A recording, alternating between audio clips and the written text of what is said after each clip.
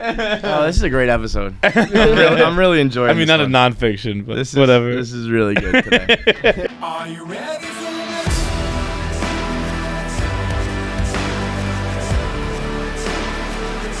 Are you ready for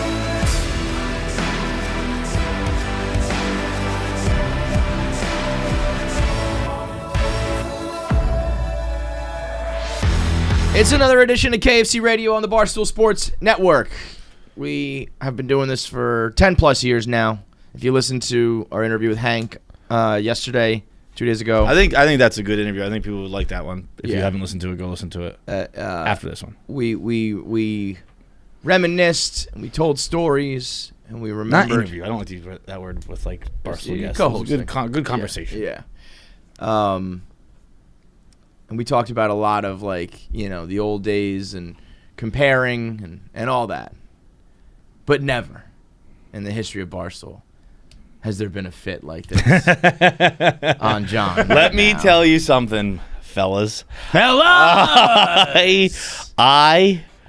got the craziest outfit in the room. I knew, I was putting together my outfit in the shower this morning because I bought this hat this weekend, and his hat's ridiculous. I understand that his hat's ridiculous. You got purple starfished. Well, to an extent, I do like it. It's unique, and it is I do think I pull it off. See, this began when you wore your mother's bucket hat. A little bit. You started wearing this is like you start wearing your mom's underpants. The next thing you know, fucking wearing ladies' underwear. You wore your mom's hat over the summer, right? Yeah. And you were like, this is kind of actually. I was kind of wearing my mom's gardening hat. And next thing you know, and I don't know if it's technically a bucket hat. It's definitely of the bucket hat family. Well, yeah. I mean, it's a hat made of denim jeans. Did you see the comment on Twitter? Someone said you look like Paddington if he Yes. was, if you were a lesbian. I knew I looked like Paddington. In fact, I went out of my way to in my Paddington hat. What about that? In the shower this morning, I was like, I'm gonna wear white pants, and then I'll wear my tan jacket, and I'll have that hat. I was like, I want something spice it up though. I'll wear like a colorful sweater. And the white and green loafers. And the white and green loafers, yeah. I don't know, man. I felt like dressing pretty today. You came through the door. What were you eating? Like an apple or something? No, I was eating beef jerky. Oh. You were eating food. You had your shades on. Because I had my hands full of food. But you fucking kicked in the door. I was in the middle of a business conversation. I was like, oh! And for me, at this point in the game, to be astounded by one of your fits that's when you know you are bringing it. That's like you've been married for 25 years and finally she tries to finger up your butt. Yeah, exactly. Oh, baby, the spark is back. Tell the people where this hat came from. It is from a You got bamboozled. I didn't get bamboozled. I like this hat. You got bullied. I got I wouldn't say I can't think of the proper word for coerced? Because no. It's just like anyone else would be like, either I want it or I don't want it. I do like the hat. I'll probably wear it 5 times in my life. Mm-hmm. Although now I'm gonna wear it all the fucking time because now it's a thing. That's the beauty of this. It's like look at my funny bit that I'm doing. Now I can just wear my hat that I want to wear. I was shopping at a pop-up shop this weekend. And it was like a vintage If this doesn't compare explain the two personalities on the show, it was like a vintage. It was a vintage pop shop, but it wasn't of it's a fashion designer who was just selling his own old vintage clothes. Got it. And so it wasn't like vintage old rock and roll t-shirts and stuff like that. It was like, these are old clothes I designed. They're for I'm getting rid of them. Yeah. And he also designs stuff like this now. But he did I bought some fucking dope ass shit that he was making the 70s, 80s French leather jackets, bro. And Chevignon, yeah, I got some. I asked how to pronounce it.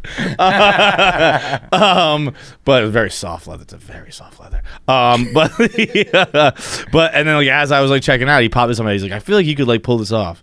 And I looked at my friends, and they were like, I don't know, you do. You are on that level. I remember watching that James Corden, Justin Bieber clip. Remember that? Yeah. James Corden did a segment with Justin Bieber where they went to one of these type of stores John is describing. By the way, you obviously have to be watching this episode on YouTube. Just stop and go over. You have to see it. And Bieber. I put the jacket on it. It wasn't so hot in here. I'll put it on for a second. Yeah, give the people the full fit. And the shades. The shades really make it, to be honest. The shades and the hat. It looks like there's some sort of I said Big Daddy, but it's not.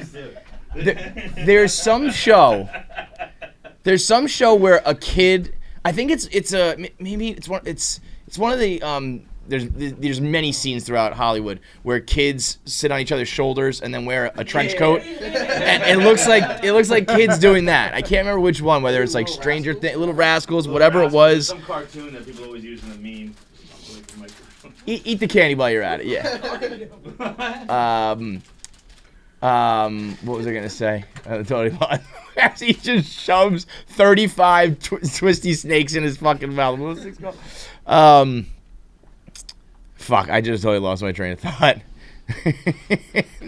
Talk about recording clip. Recording clip. So Bieber, the whole idea is like the other person picks the clothes for the other guy, and so Corden tries to fuck with Bieber and pick the stupidest things, and Biebs walks out of the room and like struts the way he struts, and Corden's like, it fucking works. You're making it work, and I can't tell because you make it work, but I can't tell if that's the chicken or the egg.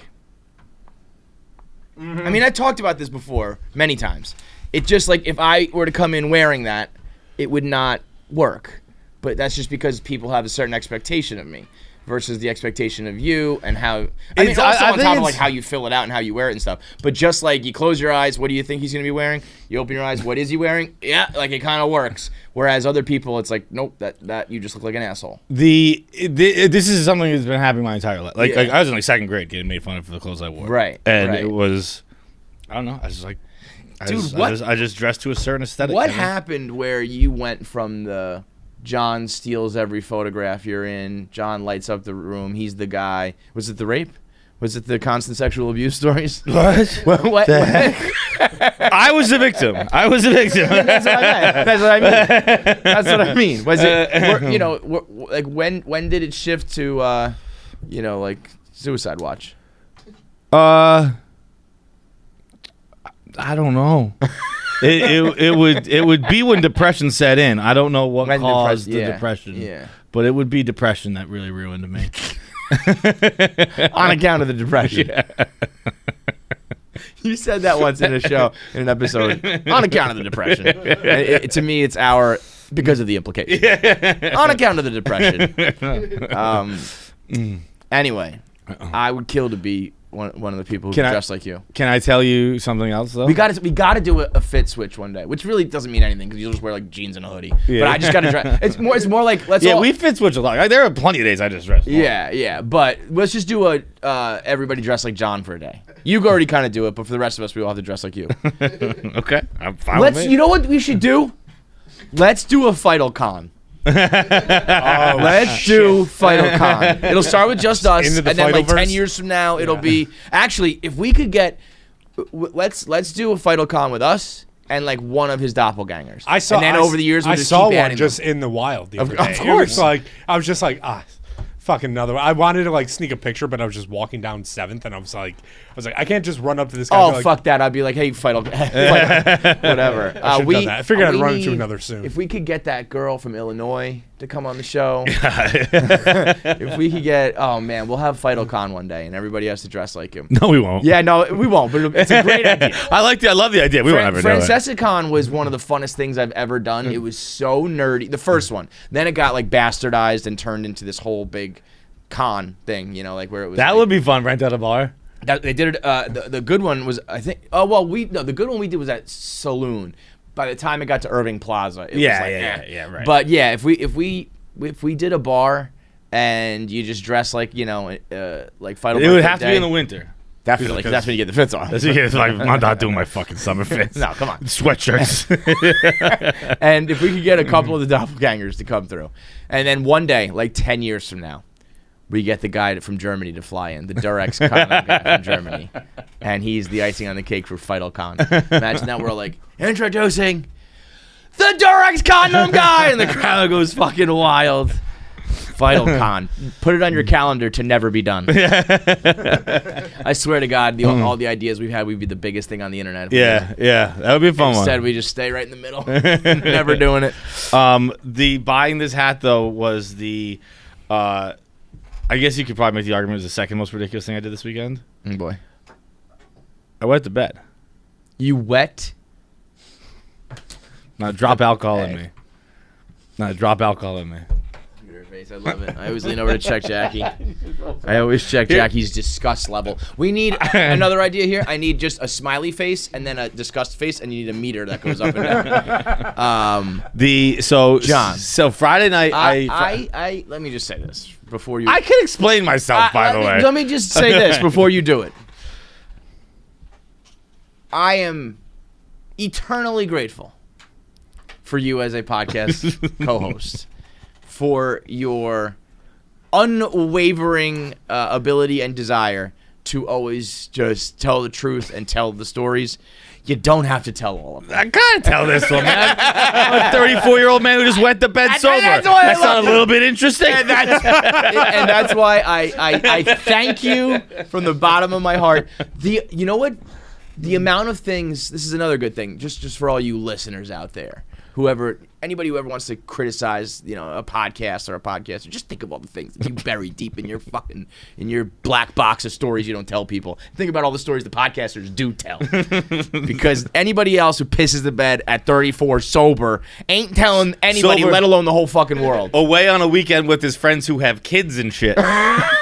Everybody was pissing the bed, so I joined in. I gotta do tell. So Friday night I didn't sleep at all. I honestly don't know if I technically slept Friday night. It was just like I was tossing, turning. I didn't feel good. It was the whole thing. Yeah. Well, you know what the worst is? When the sky starts to turn blue, from black to blue, and the birds start to chirp, and you're like, "Here we go! It's the morning." And you're on vacation with kids, and you hear the babies talking, and you're like, "The day started." All right, so I guess I'm just gonna go outside and play with trucks now. It's the worst. And so Saturday, I was like, we're having a good time and stuff like that. It was rainy. We were at Martha's Vineyard. It was rainy, so we were watching soccer. We didn't really do all that much. But I was like, I need to sleep tonight. If I don't sleep tonight, then like it's gonna be. I was thinking like there was a problem with the room. Like I didn't know. I was like, if I don't sleep tonight, it is. There's a problem with the you, not the room.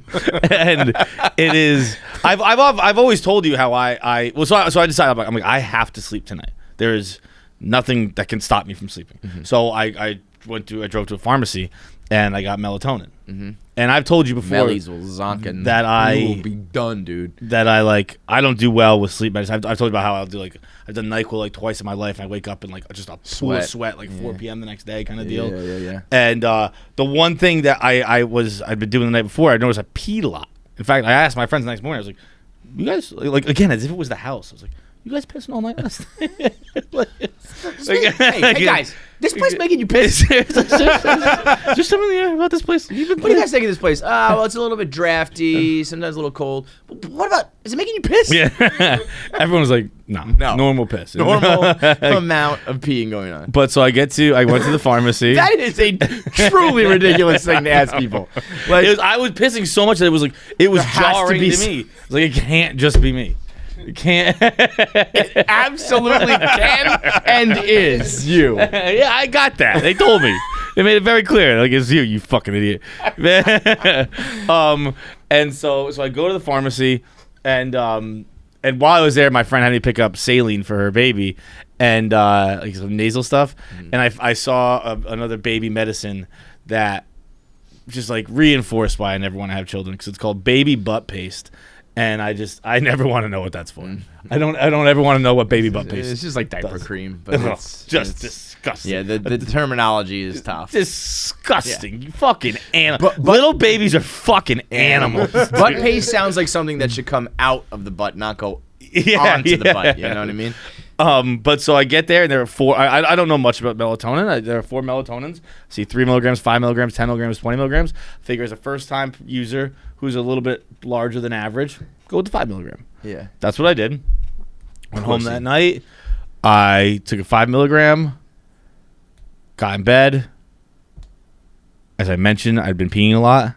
So you went right to bed, and that was it. At some point in the night, I aroused from my nightmare where I was at a high school reunion. There, a woman had turned into a cat and was eating me alive from the stomach. Maureen Ponderosa. She was just the girl I went to high school with, just was in a cat and just like just destroying my guts. And that's not a good phrase. And I woke up and I fucking like just kind of like stumbled like a drunkard into the wall, and like that kind of like got me like that, and I was like, all right, I must be up to pee, and so I go to the bathroom, and you know how like you scratch your ass and stuff like that. So I went to scratch my ass, and I was like, my feels fucking wet. t-shirt all wet. Oh no. And then I went to touch my butt. I was like, why are my boxers all wet? And then I traced it all the way back to my penis, and wouldn't you know it, that was My penis is all that was soaking wet too. And I was like, what the? And I was still like, I didn't drink. Like, what the fuck? So I went and touched the bed, and yeah, the bed was soaking wet with piss. And so I got 2 towels and laid them down on top of the piss. Went back to sleep.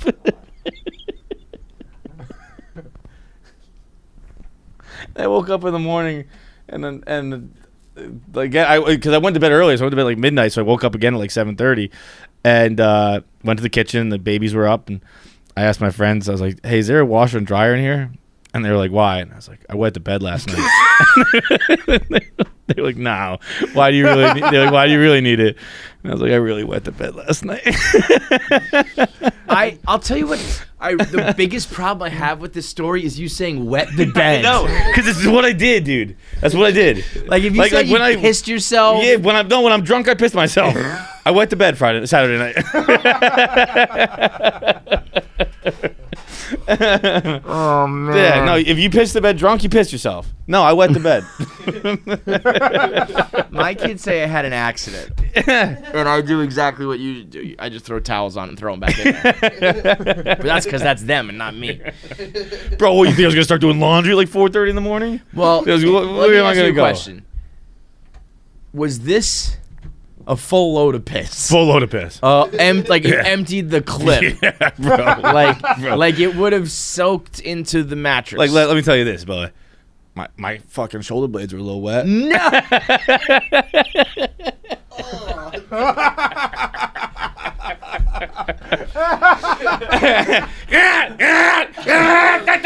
Let the chopper spray, kid.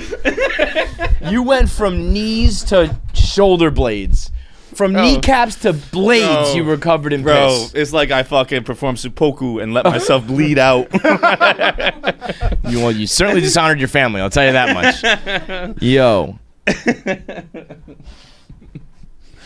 I am speechless. Okay.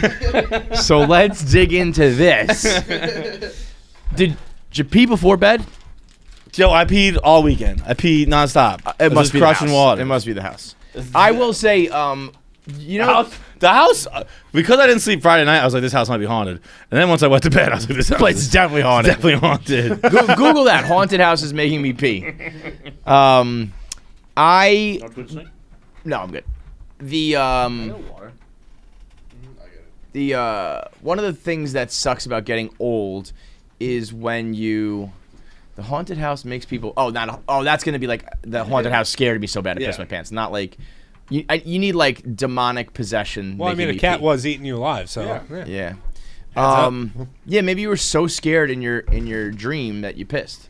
But there's some things when you get old that like you know about. You know like you can't drink as much. You get too hungover.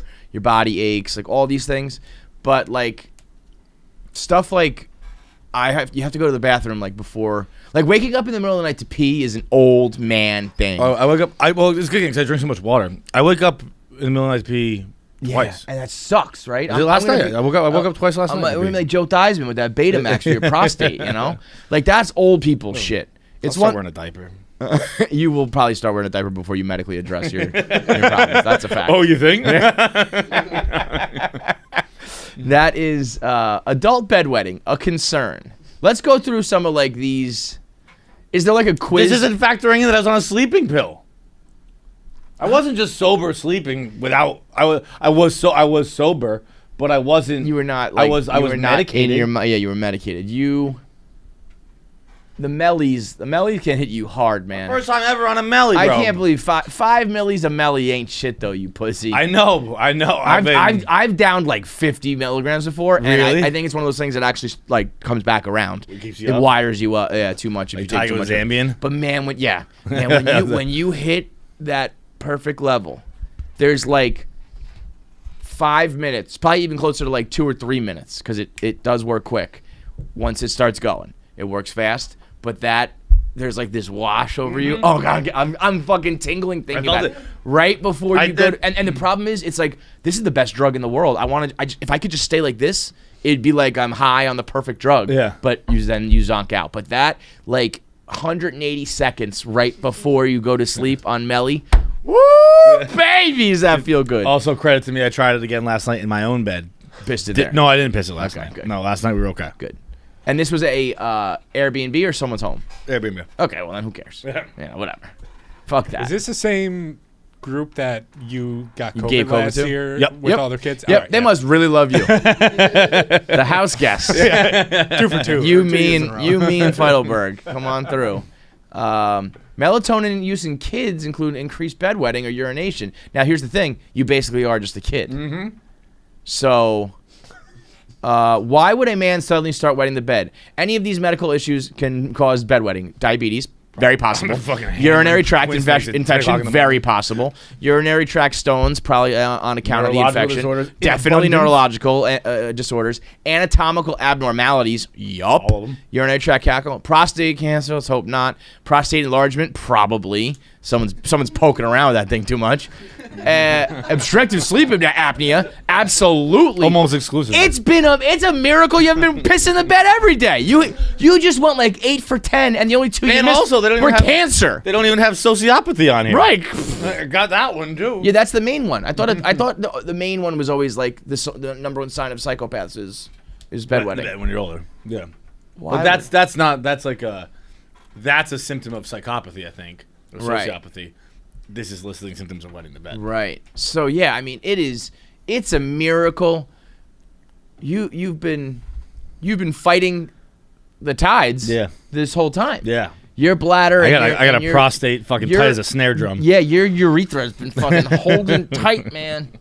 It's been like, nope. Keep it in. Old. Now, when you That's why I call my prostate William Wallace. Kid.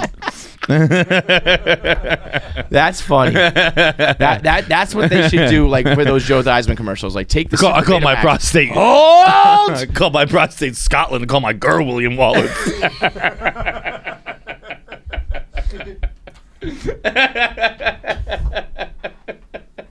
Make a meme out of that, please. Somebody meme that. When you don't piss the bed, when you wake up in the morning, do you like rip like 2 minutes in front of the toilet? No, 'cause I get up all night and do it. Oh, how long are they at night? Are they long? I don't know. I'm 90% not confident. Yeah, you are just a fucking. I'll tell you what, when I wake up in the morning, it's fucking everywhere, though. The piss? Nighttime, John. Don't care about no targets. Oh, you mean at the toilet though? Yeah. Okay. Yeah. So you just. So Oh, it's all over the seat. you know what that is? That's like that's You ever not, sat on a bench on a rainy day? That's what it's like when I take a morning shit.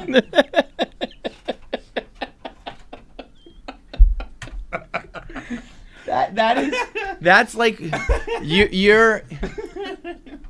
you pissed your toilet is what you did. Yeah. Like the same way you pissed your pants, you like I pissed my toilet. You didn't actually get it in. You just pissed on the toilet. So the general same way you pissed the vicinity. bed, I pissed the toilet. I pissed my toilet. Somebody sits down. What is this? I pissed my toilet last night. I'm sorry. You doing sitting on a toilet at 7 o'clock in the morning? I wiped it off when I woke up. Why don't you just start sitting? I think dudes who do that are weird. Oh yeah, let he without piss casteth the first stone. I think it's just so like I don't want to pull my pants down that far. I mean, I think you need to start seriously considering that. A lot of these problems. I don't sit on any toilet seat I don't have to sit on. That's not my guy. The problem is you have to. I would consider soaking a toilet with pee. You have to. No, it's not. I just wipe it down with a paper towel. Not paper towel. Toilet Paper when I get done. But apparently you don't because you're sitting on that fucking bus stop bench. You ever get there and you're like, do I really have to sit? Like, yeah, I am pretty tired. I did this. Was waiting for an Uber the other day. You just sat in water willingly? on my own stoop. You're disgusting. I was like, Were you going home or going somewhere? I was coming to work. I was just so What? tired in the morning. What? I was like, You knowingly were like, that's going to soak my ass and my underwear and my pants, and I'm going to do it anyway. I was wearing a longer jacket. So you sat on the jacket? I sat in the jacket, yeah. Did it get through your pants? No, not really, actually. All right, that's not bad. If you I was sit, expecting it to, but it didn't. if you willingly sit in a puddle, well, that's even worse. Then you were prepared to be soaked. Whatever it is, what it is. That is a level of despair that I don't think I've reached yet. I think it was Friday morning or maybe Thursday morning. Unless No, you're no. insanely hungover. Oh, no, it was definitely Wednesday morning. It was definitely last Wednesday morning. And I was like, I just got to sit down. I got to sit down right now. I had just come back from the Pink Whitney stuff. I was like, I have to sit down. You are. Because my Uber canceled on me, so I had to order a new Uber. It was raining out. I was like, I have to sit. Can't do this anymore. That is. I don't want to go back upstairs to my apartment. I was like, I'm just going to sit in the stoop. Bro, what's going to happen when you're like 60? No one's ever going to find out. Yeah, you'll be dead. I mean, your prostate's going to be the size of that ring light, bro. You're going to have a prostate the size of like a grapefruit. I don't know. Is that a good thing or a bad I thing? think that's a bad thing. Yeah? An enlarged prostate's a bad thing, right? Yeah. Yeah. And then it pushes on your bladder, and then you just pee like every 5 seconds. It's like being pregnant in your ass. That's right. I like pissing. I get one of those apps. You're tracking. Prostate's the size of an apple today.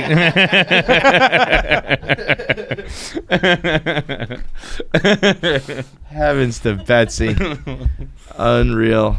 Talk about coming in hot to start the week. Yeah. I mean, I know we had the Hank episode, but we filmed that last week. So this is the very first thing we're doing for the week is you come in dressed like Paddington Bear and talk about how you pissed the bed. Set a tone, baby. Set the tone. Come out there smacking the mouth. Everybody's got to bring their fucking A game, dude. Game Time is the exclusive ticketing partner of Barstool Sports. This holiday season, which is almost over, by the way, so take advantage.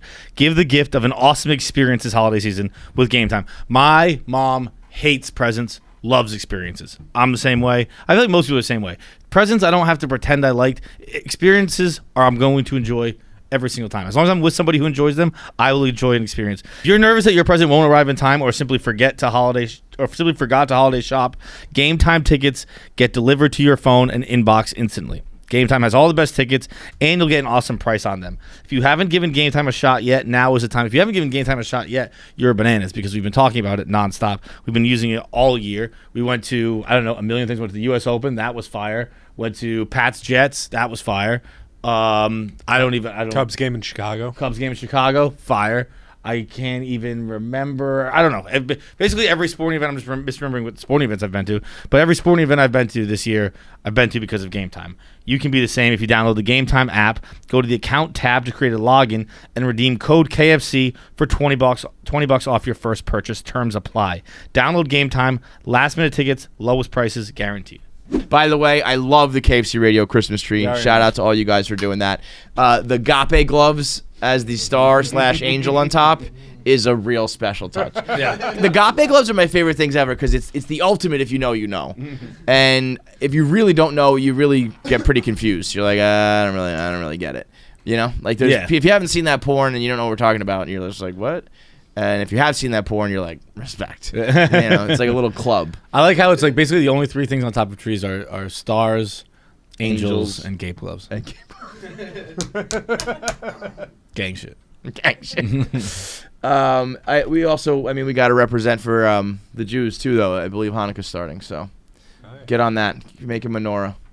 Oh, you know what? She's not here today, but I got to represent for our girl Colleen, the newest member of the team, who smashed the competition in our dumb corporate what person can get the most steps in the company. Now, we talked about this on the show.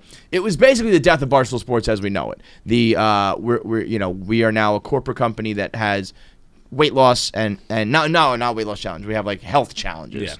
Yeah. And it was who could get the most steps. Now, Colleen, in one of the biggest KFC radio paradoxes, is she loves the show. She now works for the show and is an avid runner. And when I say avid, I mean I think it's borderline a problem. She runs. She's an addict. Do you know she is? Do you know Do you know how much she runs?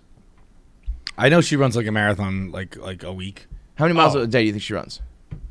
I would guess she runs 10 miles a day. 10 miles a day. I was going to say, it's like 10 several marathons a week. Yeah. she runs 10 to 15 miles a day, she said. That's banana town. And She has a sub 3 hour marathon time. That's fucking that's crazy for just like a regular ass person. Yeah, she didn't run in college or anything like that? No, I think she said She she discovered picked it up after.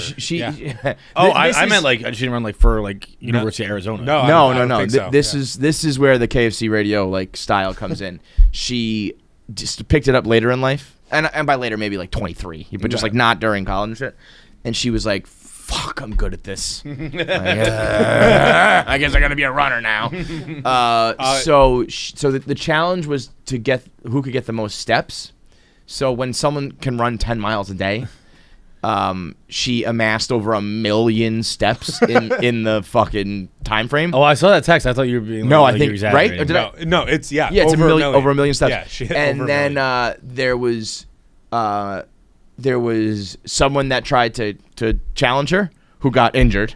Like she put him to fucking to bed. And there were two people Someone's very who cheated and tried to 2 people cheated? cheat. I think they like together cheated or something. So there's like a loophole with the steps. If you use, there's 2 ways to like track the steps. She's using one where it's like you can't lie. This is like your step counter on like your watch or something. Somebody else used the health app and then just changed their step count. I guess you could do that if you go into it, but it was like your steps versus your miles don't make sense. So, Wait, is this person fired? I was gonna say, what a a fucking scumbag loser. move. What a loser move. What a scumbag move. What an absolute... Is this a content person or a fucking third floor person? No, this is I think their 3rd floor. What an absolute I've never fucking content person we loser. would have For $1,000? Yeah. You're a fucking loser, dude. And you, like girl, whoever the fuck you are, fucking kill yourself. You're a loser. and didn't do it. I can say that because I don't know who you actually are, so I can't be in trouble with HR. But you're a fucking scumbag loser and should kill yourself. How about the fact you cheated and you came in second? Because our girl just fucking smashed you. Like if you're gonna cheat, at least win. Yeah. And What's her name? Ruby Rosa? Who's the woman? Check the woman who cheated at the Boston Marathon. Oh yeah. Classic. That's a legend right there. Just like drove. She's got on the tee. But like people didn't know right away. Right? Rosie Vivas. They didn't know like in the moment, right? It was like after the fact. Yeah, they caught her pretty quickly. Yeah. Like at the finish line, they thought she won, but I think they caught her pretty quickly. Such a fucking great move. And then, I got to defend my team here. During our year-end meeting, which we'll talk more about, Erica was running through some of the highlights that we've done in like HR and stuff, and she was like, "Congrats to Colleen who won." I'll be honest, I don't really think that like pro or semi-pro people should even like be allowed to be in this competition. I think it's pretty unfair to have like a pro runner be like win the thing, but whatever. Congratulations. And I was like, wait a second. Also, she got into it after college. I was gonna say she's neither. She's just fucking awesome at that. Supposedly, I heard Erica apologize to her after, and then was like, "We're gonna try to get you sponsored," and she's like, "All right, fucking do it." Yeah, I was gonna say, listen, you don't. Wait, we should sponsor. Well, I mean, we should put KFC Radio merch on her and send her to. Just send her running like fucking Forrest Gump. Just run the country like a billboard. With the She should just run with a fucking sign in her hand. Download KFC Radio. QR code that just is the auto subscribe link. I'm gonna do this. They should make her like the fucking Google Maps patrol. Just have her run around with a camera filming the goddamn country. You cannot penalize someone for being awesome at something. No. Sorry that you picked the weight loss challenge, the steps challenge, and I happen to be incredible at it. Remember when we had I forget there was some like Like, if we did a drinking challenge and John won, are we going to penalize him? I don't think so. I remember there was like one of our failed ventures we tried to start here at Barstool, and it was like we had like teams, and it was like I forget what it was, but like one team had like 10 million total followers, and one team had like 3 million total followers, and we were like trying to get signups for something like that. We can't penalize that team for having more followers. More people, yeah. It's like that's how they got good at it. I mean, I you should have guess selected the teams better. I guess you could also, if you really want to get in the fucking weeds about this, you could do like you set like a line basically, like odds. Colleen's got to run this many steps above her average, and you do a weighted whatever. But if you're just fuck like that, but fuck No, that, yeah. fuck that. It's also she did the, $1,000. yeah.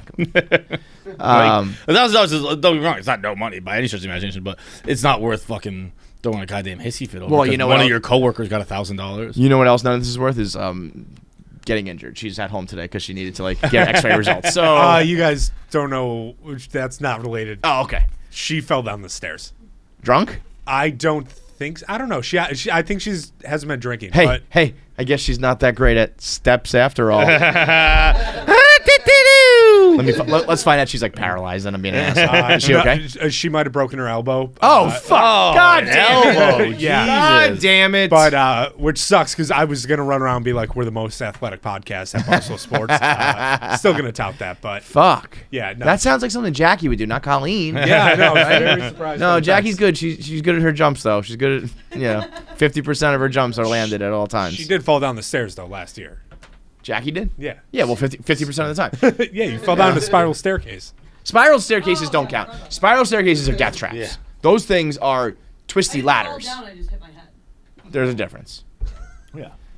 We got Kumail Nanjiani on the show, who is the star of Welcome to Chippendales, which is the best true crime drama out. I think it's my favorite show right now. I am gonna dive into the White Lotus. Let's do a little Barstool DVR real quick. Okay, I like the White Lotus. I saw one single episode when I was up at the Pink Whitney house with Donnie and Keegs. They both watched the show. So on Sunday we watched episode 6 so they could get ready for episode 7. I think I very much enjoyed episode 6. So I'm going to start from 1. I'm not going to go back to season 1. Hated You really didn't season like 1. That's what kept me from it. and I love season 2. Okay. Season 2 is just the White Lotus in general is one of these shows. It's a what's the word? An anthology cast. Yes. So it can change radically from 1 to 2 and 2 to 3. But it's the idea is one of those shows where like you're just watching like life happen. You know, there's no like major there is a major conflict, but like not really. It's more just like you ever seen the movie Traffic, I think it is. Yeah. All those lives just kind of intertwine. That's just like what's going on at this hotel. Crash. Crash. And I just did like if you don't like the stories and the people, like the show's gonna fucking suck, you know. So I just hated the first one. I thought it was really weird. It tried to be like fancy and kind of like, you know, highbrow, while I also think just not delivering the goods, you know. And then this one, I like the people better. I like the storylines better. So I think it's a huge jump. How many episodes have you done? I think I have one more. Oh, really? Yeah. So I banged it out a lot this weekend, and I'm really into it. I got to be close to the finale, and I think the finale was last night. I think it was like everyone's like, oh my god. I did. The only one I've done is when they go to wine country. It's like after the threesome, like bro. That scene, you know, when I'm trying to think of like an example, like when a TV show really nails, like, I don't know, let's say like a war scene or something like that. And or whenever someone's talking about a TV show or a movie where they're like, that's, you know, like or Uncut Gems, like the anxiety of whatever. That scene where she's mad all day at him because of what she's figured out, or just thinks she's figured out, and then they are drinking. I was like, oh man, I was sweating, my skin was crawling. I was like, this is the most, like, painfully, I can't even imagine the tension in that room right now, the tension at that dinner table right now, and now they're going drinking. Oh my god, it was wild. So I'm big in on White Lotus. Quite a final scene to that episode too. What was the very end? Jennifer Coolidge walks in on something. Yes. That's another show. That's another thing that this show does. I'll say this about every TV show right now: everybody is either gay, or it's interracial, or it's like there's just no regular relationships anymore. They're all like, and that's fine, whatever. But the White Lotus shows the most of any sort of like gay sex on TV. That is just like, whoa. These things are not usually on television. They are just direct. That's got to be a weird scene to do. Cause like, where does everything go? You know, that was pretty like. You tape. It's like a little bit angry. You tape it you're up. on the bottom. You tape it up. Tape it up, and then you just turn a little bit, and then you just smash your flat bottom of your dick against his butt. Yeah, it's a gay sex scene, folks. And then so you just put your flat dick in between his butt cheeks, basically.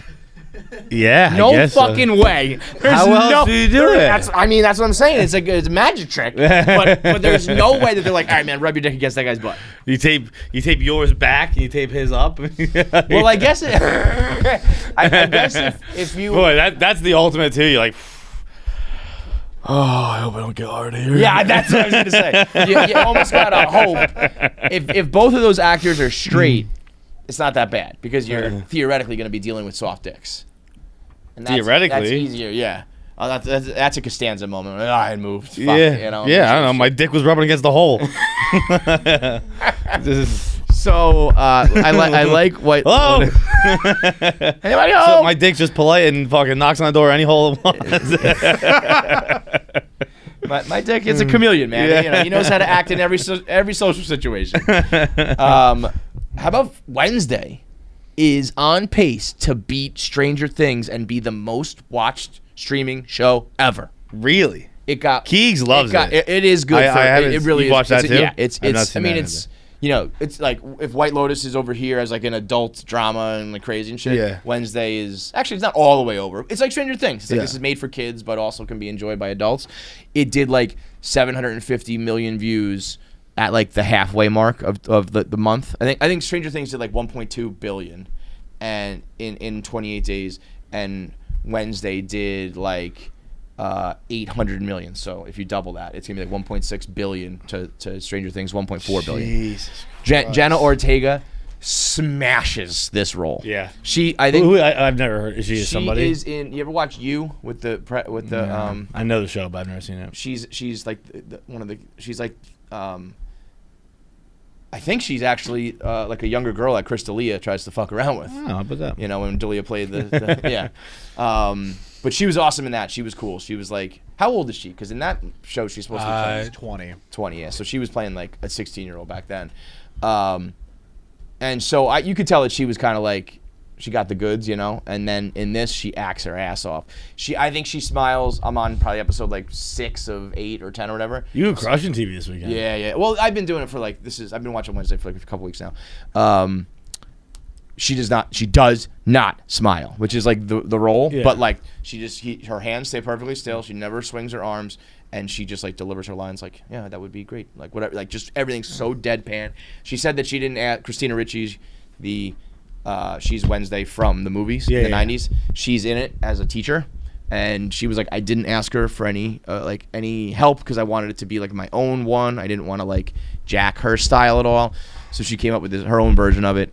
And she is like, I could see a couple things. Christina P, we had her in here a couple weeks ago. Remember she was talking about being like the original goth girl. She was down with like punk rock and all that shit. And she was kind of like, oh hell no. Like now this is cool. Now everyone's got a little punk rock goth in them and you can dress like that and talk like that. And back when I did it, I was like a fucking dyke and I was bullied and all that shit. Like, fuck you guys. Fuck all these Johnny come latelys. But I think everybody is kind of doing their like, I'm in my, Wednesday mode now. Like I've got my eyeliner on and like the fits and all that shit, all black and white. But it's very it is Stranger Things-esque. It's a little bit, fantastical, magical, fantasy, and then mixed with like a high school drama, So Stranger Things. Yeah. But what was we were going to talk about what was the main thing we were talking about? Welcome to Chippendales. Yeah, because it was Kumail. So anything else you're watching? What else is out there? I got nothing. I haven't started anything new. I'm going to do Lotus. I'll do Wednesday. I watched Emily the Criminal and White Lotus, Emily the so I'm Criminal's getting good. heavy Aubrey Plaza. I like that a lot. Emily the Criminal is Aubrey Plaza for me. it's very good. It is a not quite. It's weird to say Uncut Gems-esque again because it's what you But said. it is very. But it is like yeah. just stop. Yes. You're going too far. You know Right. you're going too far. It's the ultimate like flew too close to the sun. Have you watched or are you going to watch Bullet Train? I watched it and I just like wasn't in the mood and I wasn't giving it the proper due. So like I took like 10, like not even 10 minutes in. I was like, I need to pay more attention to this. Because I think the Netflix thing says for lovers of Deadpool and Knives Out comes Bullet Train. And I was like, bro, those are some heavy hitters for this straight to streaming movie. Like no, that's Bullet Train wasn't straight. Oh, was it? Okay. I don't think it did great in theaters, but no, it was in Okay, theaters. it's even worse. I feel like. What was I gonna say? No, I was doing holiday movies all weekend. Saw that. Love your idea, by the way. Brilliant. What was it? To have all of the holiday episodes of shows. Oh yeah, in why one- don't do that? Someone tweeted me back to like some I think Paramount Plus does. I don't know. So you mean like I like the Paramount Plus a lot. the season 5 New Girl Christmas episode? Yeah. Like do all Season of 6 those. New Girl. And then also Just do it Always for Sunny. and then- Thanksgivings. Yeah. Do it right. for Halloween. Right, Do it right, for right. St. Do love Valentine's that. Days. That is a great idea. That's very Back in smart. the day when Friends was hot, like when the DVDs came out, they used to sell the DVD of like it came in a package. It was like the holiday special, and it came with Central Perk coffee, some Cool. hot cocoa, a tray, and then it was all the holiday ones Very just cool. on one spot. It was awesome. Yeah, that is cool. But I was just doing Christmas movies and not like the classic ones. Real I quick. was How many popsicles did you eat in that sitting? the thing is like I can't be there's honest 6 about on this the stuff plate. because people will tell me I'm a liar. I know. Well, that's And, you like- know. The real ones know you're not lying. The real ones know the truth. Okay. The haters will say it's fake, but I'll tell you this. And I had some help. There was someone else in the house. A few other people in the house had like a popsicle or two here and there. I bought 24 popsicles on Friday. no. I woke up with 2 popsicles left on Saturday. Now there were other people were grabbing some, and that was like That was just like a snack. Then. that dude. That was like, bro. Like, I mean, I got the popsicles at like probably 11 a.m. So like, I was just hammering popsicles all day. But like that was what started like when I like started my movie session like at night. That was Yeah. but like I've been eating popsicles like breakfast, lunch, dinner. Like, I probably put down I bet I put down 15 popsicles that day. that day. Yeah, and then Saturday. What was, are we talking by the way? Like it's like a creamsicle or like an icicle? No. So a lot Like of an them ice are. pop. You can read. I forget the name of it. What is it? Outshine. It's kind of a natural candy. Ah. But then the ones with the colors on them, Sour Patch Kids. Oh shit! I Yeah, don't know those not that sour, just enough sour. They're pretty good. I've never had them before. They're pretty good. Not ice cream, popsicles. I used to do the Lifesavers back in the day, and I was the only kid in the world who ate the green ones, Yeah, right there. and nobody else ones to ate the them. left. So I used to fucking just crush the green ones. Those look cool. The Ice pops kind of get forgotten.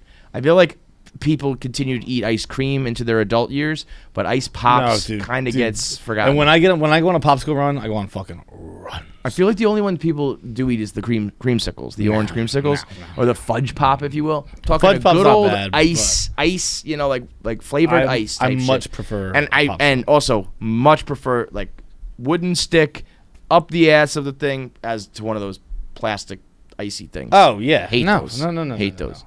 I mean, the goat is to me is the red, white, and blue firecracker from the ice cream truck. Yeah, you don't those- really get those. I mean, you can, but you just don't really get those at home. You know? No, those are like the buying a movie on a streaming service versus finding it on cable. Yes. Like that's You those gotta- are, just gotta those are happen great to upon stumble that. upon. You on hear the street. music and you're like, Yeah. oh my god, but, But you don't at the pop market that out you get yourself, you get yourself know? some fucking outshine. I also I don't mind a push pop, which is usually the cream, like a creamsicle, like the WWF ones preferably, or the Flintstone ones preferably. But we used to do Lifesavers, which is kind of weird because I never. Most people just Lifesavers are the mints now, but Lifesavers used to be the like yellow, red, purple, orange. Yeah. And those were good popsicles. And used to just, you know what I bet it is? I bet it's that the guys stop eating them because they think that it looks like they're sucking too dick. phallic. Yeah. Yeah. And that's the stupid reason to stop eating. I will fucking deep throat a popsicle Dude, I right was now, fucking bro. sucking the I shit. will take Like, I woke it up with right down to the wooden. I woke up. I bet I felt how fucking like porn girls feel after a blowbang. Like my mouth hurt. I had like sores. Like I had to move on from. I couldn't. The outshines. Jamming it in there? No. Like, from, But I'm putting it in his. no, from my teeth and stuff. Like rubbing against my teeth and stuff. Like I had to stop. I had to stop eating the lime ones, the lime outshines. So lime because I love. because the acidity wasn't getting in the cuts in my mouth. Wait a minute. Maybe your bladder was so full because Well, you're eating ice pops, but that's very liquid. That's Well, like maybe. heavy water. Could be. So you're like, I haven't even drank anything. It's like, well, you had Well, no, I was drinking a lot of water, frozen too. ices, Yeah. and on top of the water, next thing you know, you wet the bed. Holy crap. Yeah, I was a kid this weekend. I fucking fucking This weekend. ate a ton of popsicles and fucking went to bed. That's really not far off from Keegan's weekend. You know? Fucking Christ Almighty. But we only watched the Holidate, which if you're looking for a holiday movie, strong recommend. that's the one. It's not brand new, is it? 2020. I thought it was Yeah. brand new, but The girl she brings home, or she it's brings like an him- Australian guy. Yeah. Dude, like that was like we started the movie and I was like, I thought we were gonna do like a standard, like a classic. So like I wasn't. Holiday. Yeah, I was like, I kind of wasn't that paying attention. I was like, whatever, right? And I was kind of leaning back, eating Next my popsicles, thing you know, you're looking at my phone, and then I just hear like in like one of like I don't know the first 10 minutes, it's like they're home at her parents, and she's like, "This is what you got. You didn't get me anything, despite the fact I let you come in my mouth." And I was like, "All right, you got my attention." Okay, yeah. I will be listening now. Yeah, no, I remember that. It was pretty edgy as far as like a. Very edgy. Yeah. And then the next one we watched Happiest Season on Hulu. That I haven't seen. Strong recommend too. Dan Levy, the tall chick from That Awkward Moment, Aubrey Plaza. Wow, what a cast. Bro, it's so much better. The dude from Titanic. You'll know exactly. I'm gonna show you. You'll be like, oh yeah, that's the guy from Titanic. The bad guy? No. I know fucking what's his dick. I know what's his name. Billy Zane. Billy Zane. Yeah, no, Billy Zane's not in this. Kristen Stewart. Damn. Aubrey Plaza. Mary Holland, who plays How much money do they Shawnee Tans give out? in Veep. Shawnee Tan. You know, it's who Jonah's engaged to. Yes. Allison Brie. Dan Levy. Fuck. Mary Steenburgen, who's the mom in Step Brothers. Jake Dorman, who's in a bunch of stuff. You'll recognize him. How but did they have enough like budget for this shit? this dude, the good dude from Titanic. Yeah. You know, that's the guy from Titanic. Yeah. But it's great. It's also same type deal. It's not quite as raw as the Holiday, but it's very good as well. I strongly recommend this. Very funny. My one issue with the plot is that it's based pretty heavily around Kristen Stewart and the other girl are lesbian lovers, and they're hiding it from him, who's like a. To be honest, I thought he was a senator the whole movie. Turns out he's a councilman, city councilman. Oh God! And he's running for mayor, and he's hiding his daughter's sexuality. But he's hiding the fact she's scared to even come out to him. So she's like, he's a politician. He's never a gonna family understand. values guy. Blah blah blah. He can't know that I'm a lesbian, but he's very proud of his other daughter, who's in an interracial marriage. And brings out their kids all the time. And I just don't think that there's a person who would not accept one, not the other. lesbianism. And maybe I'm wrong. I don't know. Yeah, but I'd be like... No, old white guys, they're either all or nothing on that. They're not down with black babies and down with lesbians I was and like, vice versa. No. I think if I was a lesbian and my dad was really proud of my sister who was in an interracial couple, I think I'd be like, You're good. by the way, I'm a lesbian. Yeah. Like, I got some stuff going on over here too you'd be interested in. That's at the very least an equal. I Might even be the trump card. Like, I'm Dude. fully gay versus just having an interracial Fully marriage. gay, yeah. Do you still like dick? Dad, guess what? Yeah. You know what else I've been watching? The college life, sex lives of college girls. Oh, yeah, Mindy Kaling. Yeah, is she in that? She writes that. It's very. I think. Have you watched it, Jackie? No. I watched one episode. It's pretty good. I feel like it's probably accurate as to college without, I mean, TV's got to like do TV, but as far as like hooking up and sex and I mean, it's more, I just know that there are girls who are like, oh, I'm that one in the group and she's that one in the group. And like, that's what it's like. I think it's a pretty accurate, Timothy Chalamet's little sister. so here's the problem. Timothy Chalamet's little sister. Which one? The one looks exactly like Timothy Chalamet. Her body is fucking rocking. And she plays like this mousy, like, nerd of the group. She just looks so much like Timothy Chalamet, but then Timothy Chalamet looks like... So this is like Feidelberg's dream woman. This is not just my dream. This is my point. I will like.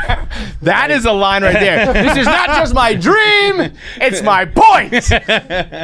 This is my point. Yeah, Like, yeah, yeah. no, I mean, Timothy Chalamet would do the best with the other person's parts. Yeah, no. Listen, nobody ever said it was a wrong answer. Nobody ever said it was wrong, bro.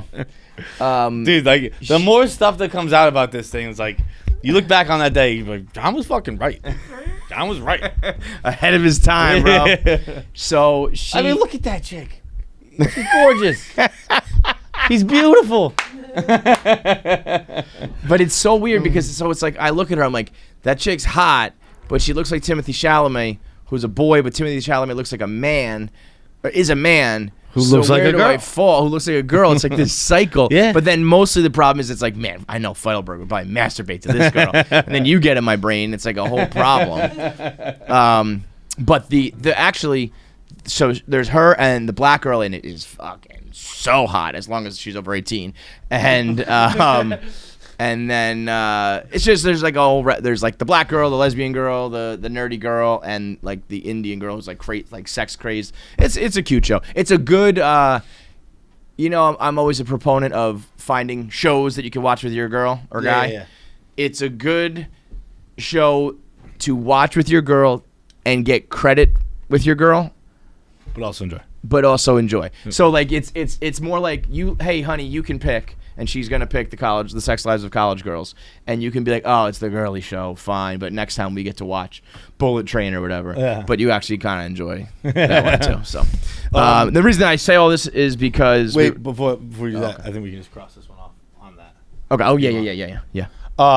But while you're talking about that, while Mindy Kaling was recently promoting, I think season 2 of, while Mindy Kaling was recently promoting season 2 of Sex Lives of College Girls, she was on like the Today Show or something like that, and I realized what I'm about to do is like basically mansplain reality to someone who wrote on the show. Mansplain away, buddy. But like Mindy Kaling was on whatever Today Show, whatever, and she was talking about how The Office couldn't happen today, couldn't exist today. One of the biggest tropes in all of fucking and how everyone the on the internet. show will be canceled. And Yeah, there it is. and Why The Office wouldn't survive. that's just people love saying this. That's just not true. And you want to know how I know it's not true? The Office exists today. Yeah, people still watch. People watch it in abundance it. today. Yeah. Well, let me say this. If her argument is that like, oh, studio producers wouldn't make it, I don't know. I'm not in fucking studios. I don't know what that means. But would the public accept this show? It's a rather benign show. I love it. It's a comfort television show. It's not breaking boundaries. But I will say this. They did remove Diversity Day from like streaming. Yeah. So like, that doesn't mean a show doesn't work because a few jokes don't. No, work. but that's the point.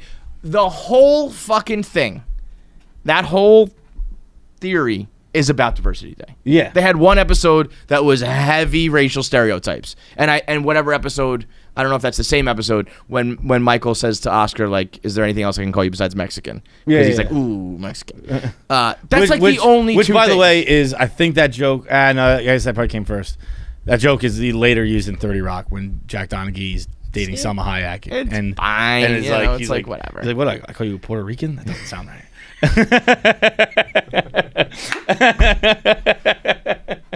That doesn't sound right. It all comes from that like one episode. What are the other like maybe the basketball episode with Stanley? Like that's about. But that the point of that was like, oh my god, Michael's being a dumb fucking racist. Right. See, I think that's what people don't get too, or people get to like in their own head to like acknowledge, is that shows can have bad people on them, or good people who say bad things.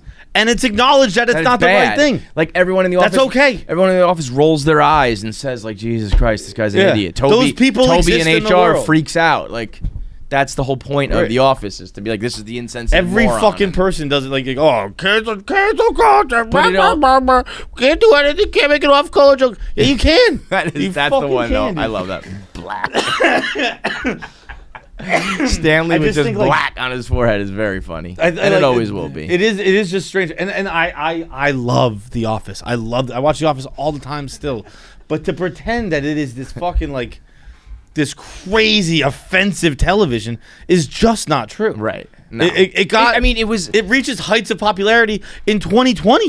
And even when it was on TV, it was like mid 2000s, right? It does when it started, I think. That's what I mean. Yeah. So like, yes, times have changed, but it's not like it was like, Cheers back in the 80s or something, Which holds we up know was exceptionally very well. fucking like it was at a time where there still were fucking rules in like the 2000s, not as many, but it's not like it was it's just not that fucking crazy of a show. It's a sitcom, man. It's not like it's not. It feels like almost like I'm insulting the show when I'm like, it's just not that crazy. I do like when Benihana Christmas when he has to draw on her arms. Yeah. Is very funny. Very funny. Yeah. You could be fucking funny. Like there's But if Mindy is speaking to what studio heads would say, no, I don't know the answer to that. Yeah. But what society would accept? Society will accept a fucking show about a paper company in Pennsylvania. That's just a fact. But like there would be a lot of outrage if there was someone drawing on Asians to tell them I don't apart. think so, because we're sitting here saying it's funny. But it's not. So the problem is on streaming that there's not like one episode that everybody watches at once. Like if right now, if an episode of a sitcom for Thursday night, 2 million people tune in and you're drawing on Asians, there would be. I don't think so. I think when you it's what you're doing is you're putting jokes in a vacuum. When you establish he's a character who's an moron. who's an idiot, and can be racially insensitive. Sure. Then you can do stuff like that. Yes, It's like yes. when you put no one could ever say this. Well, when you establish a character for 6 years, that character can fucking do things. Yeah, that is true. But the Sharpie tags is really one of the funniest things ever. God damn. Okay, so this is all to come back to say that Kumail Nanjiani's on the show, which is a big get for us. That's a big one. That's our big Hollywood awesome. get for so a while great. now, and exactly kind of what I expected him to be, just like a super smart but like down to earth and funny cat. And we talk about it in the interview. It's a little bit of an overdone thing with him, talk about his fitness, but when we took the picture afterwards, I put my arm around him and I felt his back. I was like, Are you okay? What is this? He is a rock. Grayscale? Like you're made of stone. Yeah, it was like what did you say? There's somebody who describes it as a bag of ropes. It's in 30 Rock again. Yeah. It is they're at 'Cause that is this good description, like lumpy because it's like but like hard. Yeah, It's a bag of Will ropes. Arnett's character is gay, and he's wrestling with a guy. And he's like, "Oh my god, it's like your back's a bag of ropes." Yeah, that's really what it felt. I was like, holy shit, you jerk. You can't have it. He's not allowed to have it all. That's not fair. You can't be the nerd and then also be the Marvel fucking superhero. God damn you, Kumail. So he's on the show. Speaking of people that got ripped like that, do you see Rob McElhenney met the king? yeah. Met the king? Yeah. The King of England. Yeah. The king, like Prince Charles was now Yes, the king? Yes. Okay. Like it's like him, Ryan Reynolds, and the King of England. Because of the football stuff, yeah, because soccer? standing at midfield at Wrexham. That's pretty fucking cool. That's wild. That is pretty fucking cool. Did you see Hal Steinbrenner met the Pope? No. Was that a Photoshop? Put it on. I thought I saw on Twitter. It was like Hal Steinbrenner met the Pope, and then yeah, right, 4 days ago. Boy, Aaron Judge signing. So people were like, "Oh, the Pope told him to sign him." Let me tell you what, we got a bullseye on our back now, brother. $400 million payroll. You guys are 400. It's like 280, and then the taxes make it hit 400. So Those are crazy taxes. Holy crazy, because once you go over, like it's. I think when you go over, it's better to just go over. You know what I mean? Like don't go over a little bit. But what's crazy is like, I as a Mets fan who made fun of like the Yankees all those years for spending, and like the Marlins who would just load up, buy a bunch of guys, never be able to retain them, see you later. That's the kind of spending, and let it be said, I don't give a fuck what kind of spending you do. Go nuts. But the Mets don't have anybody on the books longer than a couple years other than Lindor, Diaz, and Nimmo now.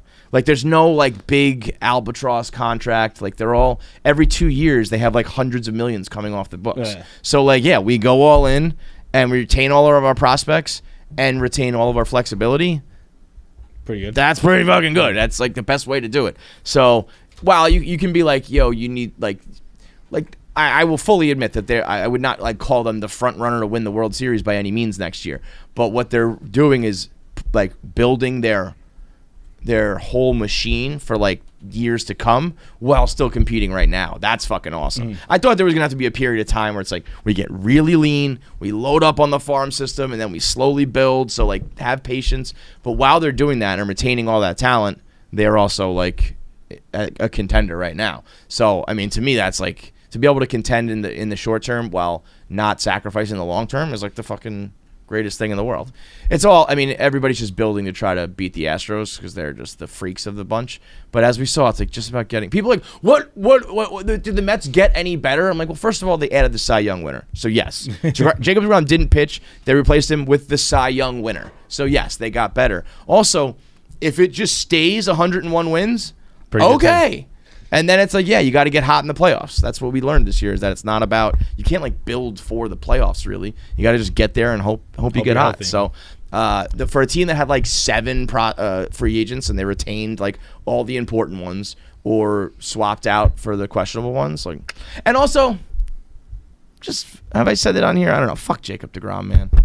I said it on We Gotta Believe, but like I was reading some old article about him from Sports Illustrated talking about like how he acted and like how he was like, the article was just like waxing poetic about him. He was like a prankster and he was a serious guy around the clubhouse and he was like would instill the fear of God into people and how he was the best athlete. He would win the sprints. He could lift the most. He could beat everyone in ping pong, blah, blah, blah, blah, blah. It's like, well, you know, one thing he couldn't do is fucking stay on the goddamn mound.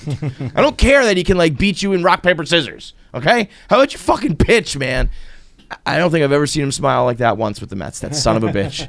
That son of a bitch. So whatever, dude. Be gone. Anyway, Kumail's on the interview. Let's get into 1 minute, man. Then we'll do our voicemails and we'll get out of here. Shout out Movement. Movement has been doing things different since day one, creating watches with refreshingly clean designs, top-tier materials, and unbeatable prices. Stand out with Movement's watches, eyewear, and more during their seasonal sale with a discount you can't miss. Timeless timekeeping with a fresh look. Movement's designs come in countless styles for every occasion. I like the all black. I'm an all black watch guy. But, you know, do your thing. You can do leather bands, silver bands, whatever they got. They got it all, 100 bands. Shop with confidence. Enjoy a 24-month warranty-free warranty. Enjoy a 24-month warranty, free shipping, and free returns on orders over $50. Watches were just the beginning. Movement's line of eyewear and jewelry is now designed to set you apart for all the right reasons. Blue lights, actual glasses, jewelry, rings, necklaces, anything you want to look hot, Movement's got you covered. And Movement's Everscroll eyewear filter out the most intense blue lights, like I just said, so you can look your best while doing your best work. We're on screens 24/7 nowadays. I was actually watching an older movie recently, and they were talking about how one of the characters is so work obsessed they sleep with their phones. And I was like, what a pleasant time that was, where that was a negative thing. That was a like, toxic thing. It's like, oh my God, you sleep with your phone? Yeah, we all do because we're on our phones 24/7. Be the good gifter with Movement. During their seasonal sale, get a special discount just in time for the holidays. Join the movement today at mvmt.com. That's mvmt.com. 1 minute, man. KFC edition. We've got Dave Chappelle bringing out Elon Musk at his show to a rousing and very long reign of booze. What I saw, I think who either someone we know or someone at the company tweeted it out saying, where's my phone? Up there. Sweatshirt.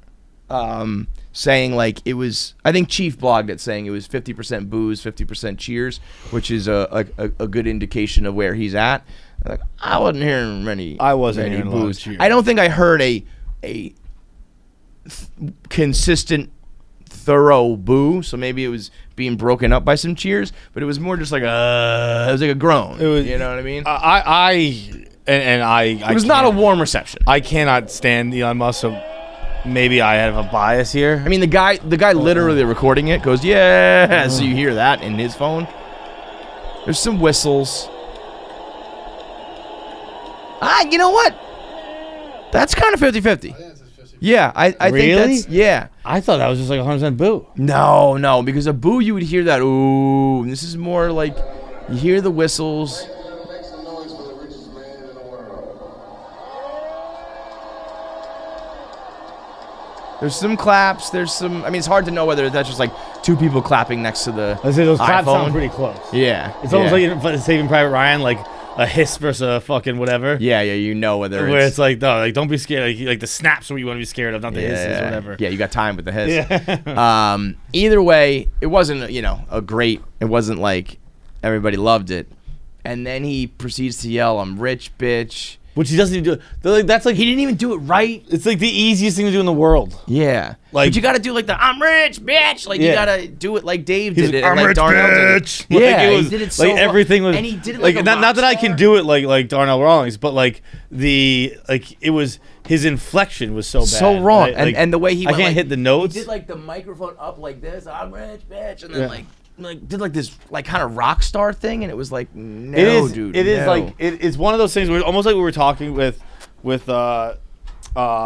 Chris Hansen. Like, do you ever pity these people? And it's hard to pity a billionaire, but like, it is like all he wants to do is to be liked. liked. Not even like he just wants people to think he's funny. Yeah, And he's just fucking not. But definitively that's also like not what, funny. like just, but you're not. Like, so yeah, don't so be you funny. don't. But that's what he wants. I know, to be. It's I like know. The one thing he It's- can't which be. is, it's kind of like And- I want to be a rapper, but I Right. I can't be. Like you got to just recognize your strengths. He's like, and I have weaknesses. everything else, but like I just want people to think I'm funny. It's like, well, you're not fucking funny. You know So- what's annoying too, though, and this actually taught me just about like how to handle the news and everything. Like I followed this chick who was a survivor of human trafficking, and she's like the #1 spokesperson for, like, she speaks out against it. Her name's Eliza Blue, and so I she's up in my timeline a lot. I must have clicked enough that it's like I'm always seeing her shit, and she said like the minute Elon Musk took over, he got so much done on the front of Twitter not being a tool for child trafficking anymore. Like shut down all the hashtags that they used to use and did whatever you do on the back end. And when like he jumped in her Twitter space and talked about it, and like she was like, Elon Musk in one day did what I've been asking Twitter to do for like a decade straight. So when like people are making fun of him and saying, especially the people who would definitely be on the side of like helping stop human trafficking think that he's like some right-wing fucking freak fiasco. It's like, well, nobody's talking about that. So you Yeah. just don't know, So like he might be sitting back being like, I don't know, we've like fixed the environment and human trafficking and this and this and that and all in one day, and I'm getting booze for Well, no shit, because you're getting booed. So just fucking just do that stuff. Just stop trying to be funny. Yes. Like Yeah, because yeah, you're yeah, getting yeah. booed because you're impossibly lame. Right. That's why- actually what I'm saying. That's all. That's more separate from not trying to be funny. I was just saying more from the point of view of like, I mean, once you get in the public eye, you're just like you're gonna fall in with this side or that side, and it sucks because you can't really like you can't be both sides anymore because people think that's lame too. Like no, both sides. Like I'm fuck not. that, pick My a side. shit has nothing to do with politics at all. My shit just has to do with You're not someone funny. trying to be not funny. Right. No, I get that. I'm just saying the other side of things is like he doesn't like people being like woke, and so those people are just totally out on you, And it does seem like he skews more Republican in like the ways he talks and tries to joke. But then the other side of it is like you hear if you do hear the other things he's doing, it's like I don't But know. you can't tweet things like Woke like is a disease or the whatever. worst joke of all time. Like my pronouns are prosecute Fauci. Yeah, And that was like I'm furiously masturbating in the corner of this. This is fucking hilarious. The fucking you can't like tweet that and be like, I don't know, people think I'm right wing. Well, yes, yeah, no shit, yeah. 'cause It's like you- when Dave goes on Tucker Carlson 50 times a week, and then it's like I'm not political. Somehow I got put on the right side of things. Yeah, no, I do agree with that. What is the most concerning of this whole thing is Dave Chappelle being the one to bring him out, because like you said, like you're not funny, and Dave Chappelle should be bringing out like funny people. If you're at a comedy show and a comedian brings someone out, to me, unless it was just like you're not here to be a part of my comedy show or whatever, But it's like it heavily implies like a cosign of like I like this guy at this comedy show, and it's like ugh. It's the last place he should be. Is on stage with a comedian. He should be at every TED Talk about the fucking space. He should be at all sorts of South by Southwest meetings about social media. All that shit, fine. But he doesn't need to be on stage at the comedy show because he's just not funny. But I'm sure takes care of Chappelle. Oh yeah, and I think I'm out on Chappelle. I almost didn't say it. I don't think Chappelle is that funny right now. Yeah, well that's he got so you and I saw him at the 9/11 fund. Was he funny there? He was drunk there. He was drunk there. Was he funny there? Yeah, no, it was like did not like he came out like he's just feeling himself too much. He came out and was basically like he came out like a rock star, standing in the middle of the stage and Mm. like got like a 10-minute standing ovation because of Dave Chappelle, and then he fucking what did he do? What did he do recently that like I didn't find the closer funny at all. I didn't think he was trying to be funny. Like I guess credit to him. I don't think he's even trying to be funny. People are saying he's hilarious. Yeah. Like I think he's just talking. I think this is the funniest shit I've ever heard. He very much lives off his reputation. It's like what we always say with musicians and stuff like that, where you can be like, well, just say fucking Bieber made a bad album. Just say it. Right. Like, you can still like him. You can still like him, Yeah. but like that was a bad album. Everything he does now is gospel and funny. It's just like, yeah, it's not that good right now. And I think he's also kind of transitioned into this like speaker. Like he gives speeches almost. Yeah. You know, it's like Dave's new special is out and it's like, no, that was like a 9-minute thing, 8-minute and 40-second thing on George Floyd. This is not, but everything he does too, it's just like, again, like on his reputation is like, and this isn't even his fault. This is the public's fault. Is like, it's so profound. Like when he did his fucking everything is his new SNL monologue, groundbreaking, which was like 15 minutes. I didn't even see that one. I just didn't even. There's nothing that special in it, and like. Jon Stewart's like, I hope it starts the right conversations, the right discussions. What are you talking about? He didn't say anything. Also, it's like, it's not. It's going to start a bunch of bitching on Twitter like last time. He doesn't, it's not saying anything. It's not particularly funny. I just don't get it. I'm like, I don't know. I'm not going to, I like Dave Chappelle. Right. I think Dave Chappelle's hilarious. I just think right now he's putting out a bad album. I also don't, I think he, and that's what, he was so incredibly obtuse about the transphobic stuff where it was like, a lot of that was born out of like when he was like, I'm not even really telling transphobic jokes. And like, I know what he meant. Like at times it was just like transphobic material or a story about remember them. when on whatever special it was when he literally uses the, I don't know, LBGTQ, ABCFE, whatever it is. Like, what are we in third grade right now? Right. It's like, and like the people, like a theater of people laughed at that. Because that's the what was it, Steve Martin who retired because he was like people were just laughing at everything I said, right, whether it was funny or not. I think it was him. Because you reach a point where it's just like, yeah, man, I don't know. It's like you can't just laugh at every fucking thing the guy says, you know. But also even if like, okay, so you weren't like really, let's say I don't really even recall what he said.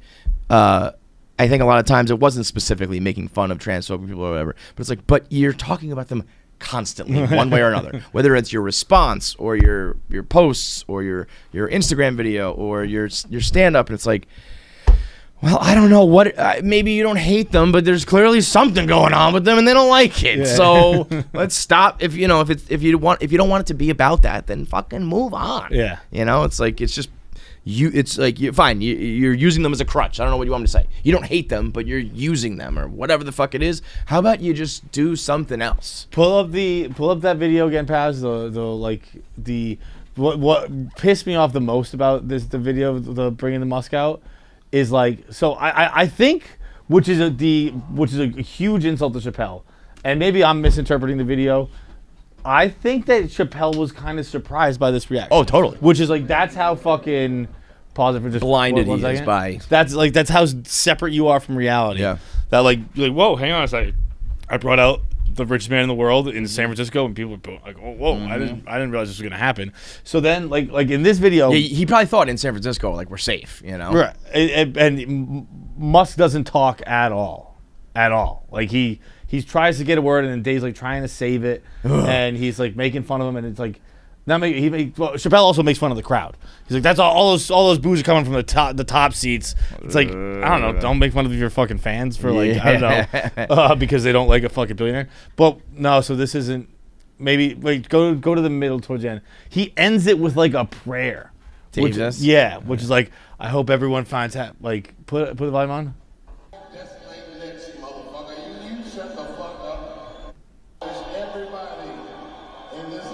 Yeah, that's right here. Go back a little bit. I am your ally. I wish everybody in this auditorium peace and the joy of feeling free, and your pursuit of happiness make you happy. Amen. Thank you very much. Got to this MSG too, didn't he? He's like, it's. I just feel think like that might be part of his He tries to act save it almost. like 5 times and realizes like it's not Not working. working. Right? That's like, where I mean he should have just been like and good night Elon, like thanks for Yeah, coming right. out, and then do like another joke or some shit like that. You got it. But like, but this is I this wish is the everyone in this idea, auditorium like, had peace. Like, oh, this is where you're not like if you're Elon. If this is the lesson where like Elon was in his lane, he was the spaceship guy, he was the car guy, and he was like the meme lord to the nerds, and all was good, and he just overplayed his hand. And then expose himself to which is gonna everybody. happen at all times. And it's like everyone's gonna do it. yeah, I mean, because God willing, one day we're lucky enough to do it ourselves. yeah, you want to be in a spot where you're like, I'm going all in, and all of society will know me. I'll be a household name for everybody, and of course, then that means a whole bunch of people will hate you. But also, wouldn't it be nice? Like, isn't it? Wouldn't it, I don't know. You say like, God willing, I want to be in a position to be able to do it, and have the smarts not to do it. I don't Do you know. think everybody I just does feel it? like it's like this the siren song is too appealing. To like I guess the equivalent would be like if we Started a watch company.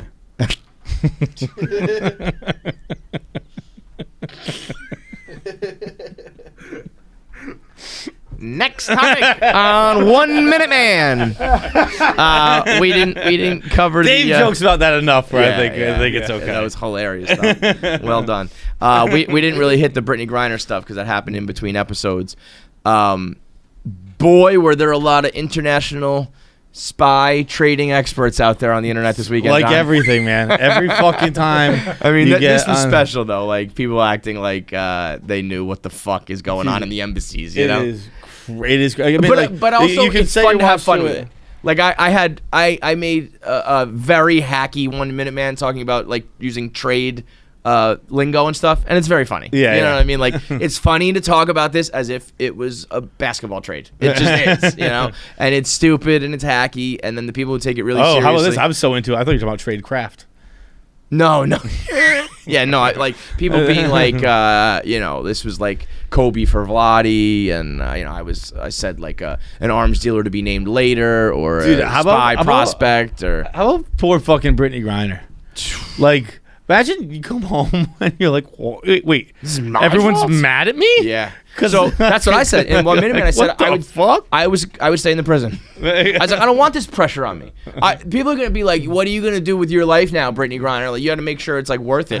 Put me back in the prison. Might play for the Phoenix Mercury. Yeah, if I I'm don't know. lucky. I think she's like washed up by now, probably. So it's like, But no, she wasn't. Like, she played like last year, I think. I thought she was playing in Russia. But like, I think the WNBA was like, I They think like play, WNBA, like, both WNBA leagues. play both leagues. I think. Yeah. Ugh. I could be wrong. I don't know. Check Griner's stats. So But- there's a couple things where this spiraled out of control. There's an American Marine over there in Russia who got caught spying allegedly, who's been there since 2018, and everyone was like, "Why don't we bring him home?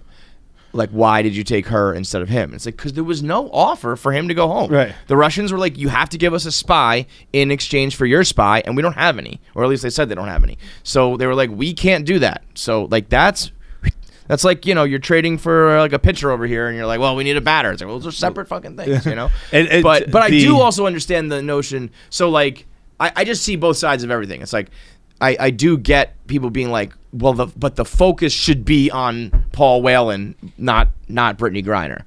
I also kind of think like someone who signs up to be a Marine, you know the risks of like if you're spying in Russia, like I don't know, you might get caught and end up Yeah, in how's the Mission prison. Impossible? You get disavowed fast. Yeah, but It's the last thing they tell you before you jump out of the plane. Right, Like, you get caught, you disavowed. that's it. Yeah, we don't know you. We don't know who you are. It's like I don't know, a civilian being. I don't know anything about that detained case, by the way. So I don't. about Paul Whelan or I mean, Brittany. I know about the outrage and all the upset and Yeah. stuff like that. But when like, you find out that there was, it's not like they said you can have Paul Whelan or Brittany Griner, and we said Brittany Griner. right, I mean, I believe Paul Whelan's family was like they did the right thing. Right. Like Well, get that's her- what's crazy is which must take I'm takes an sure- insane amount of grace from that family. no to say doubt. that. And But also like Paul Whelan and these Marines and spies and people all over the world are like doing this for freedom, for Americans and shit like that. You know what I mean? So it's kind of like they want people to come home. They want people to be safe. I'm also happy that they did it because I just want to know. This is a fun exercise, actually. If you got locked up abroad for some shit, do you think we could make enough noise that America would get you home? No. So, right? So then you got to think to yourself. Brittany Griner can dunk, dude. So then I really thought to myself, no one would even hear about it in the White House if I was gone, right? It would take 2 months for my mom to realize. But then, so you really have to look in the mirror, and not like I ever really, I never thought about this one way or the other, but it's like, you are far less famous and important than Brittany Griner. Because if you went overseas and got caught, you would just be in that prison till you're dead. I'd beat Otto Wambach. What's that? Otto Wambier. What is that? That's the dude we let die in North Korea. Yikes. As a college kid, he took a poster off the wall. Oh, right, yeah.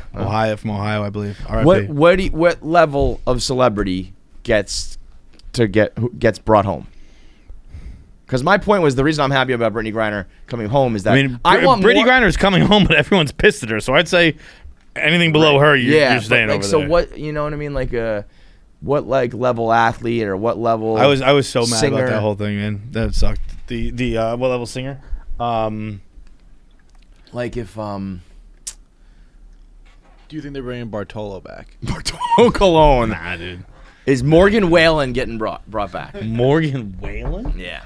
Where the fuck did you pull Morgan Well, he's Whalen just from? a highly politicized dude. If Morgan Whalen Depends who's got in the Oval brought Office. home, Trump would bring him back. Or Biden would leave him. Trump would that's another thing. I saw a Marine who was on Twitter. I think he's home now, but like the entire Trump administration, he was locked up and like they did nothing for him. So that was with like, the Paul Whelan too. Yeah.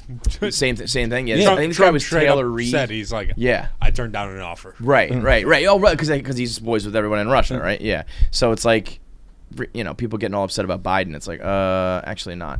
But the other thing I will say, I don't think Victor Brute Crumb is a threat anymore. Oh, I Like people have acting like he's gonna just fall back in to be the merchant of death. It's like, he's out of the game, bro. He's been out of the game for like a decade, and whoever replaced him is making that money. Is not going to let him just come back and take his corner back. Yeah, that money is someone else's now, bro. Yeah. Someone has been dealing weapons. Yeah, it's the United States of America. Oh, you're home. Yeah. Victor Brute could live 1,000 lives. He's not giving our enemies as many weapons as we are. Hey, bro, did you notice when they were doing the walk by? Did you notice the difference in those two prisoners? Brittany Griner had her dreadlocks shaved, and she's like walking in like sweatpants and a hoodie. Victor Brute was coming out looking like $1 million. Yeah. He was probably like, leave me here for a few more months. I'm on vacation, baby. I'm with my people. Okay, these are my business associates here in America. I'm on a client outing for the last 10 years. I'm good, man. Yeah. That was so funny. Like, we let an arms dealer go. Dude, we are the arms dealer. So good. You want an AK? You want a fucking weapon of mass destruction? You call 1-800-FREEDOM, baby. We will hook it up. Muggsy jeans, folks. The patented stretch wear.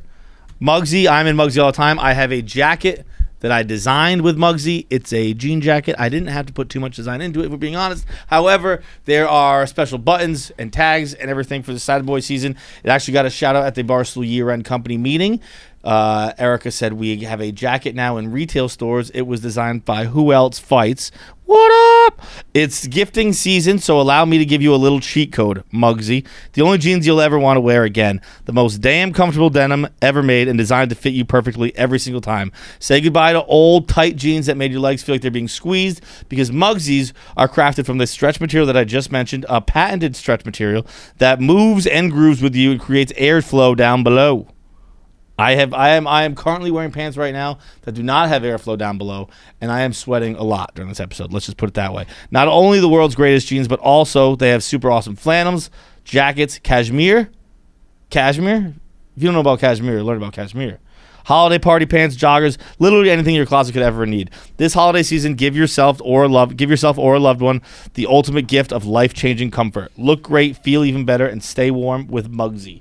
Right now, use code KFC, get 10% off your entire order with free shipping and free returns. That's Muggsy.com, code KFC, 10% off your entire order, free shipping and free returns. Grant Wall tragically dies in what are you doing? Works. The number? Yeah. 1-800-FREEDOM. Grant Wall passes away, dies, murdered, however, whatever you think in this situation in Qatar. I think Qatar. he has to have just unfortunately just died. I mean, he was If writing you about it in kill his a article. if you kill an American journalist during the World Cup, you got fucking balls of Man. steel. I mean, he was writing on his Substack saying, I think I have bronchitis, and then like his last post was like, this is really taking a turn for the worse. Like my chest hurts even more. My like this is something I've never felt before. The stress of work and all that. But I'll also say, I don't know. It's weird. It's like he made waves by wearing the Freedom of the rainbow shirt for his brother who's gay.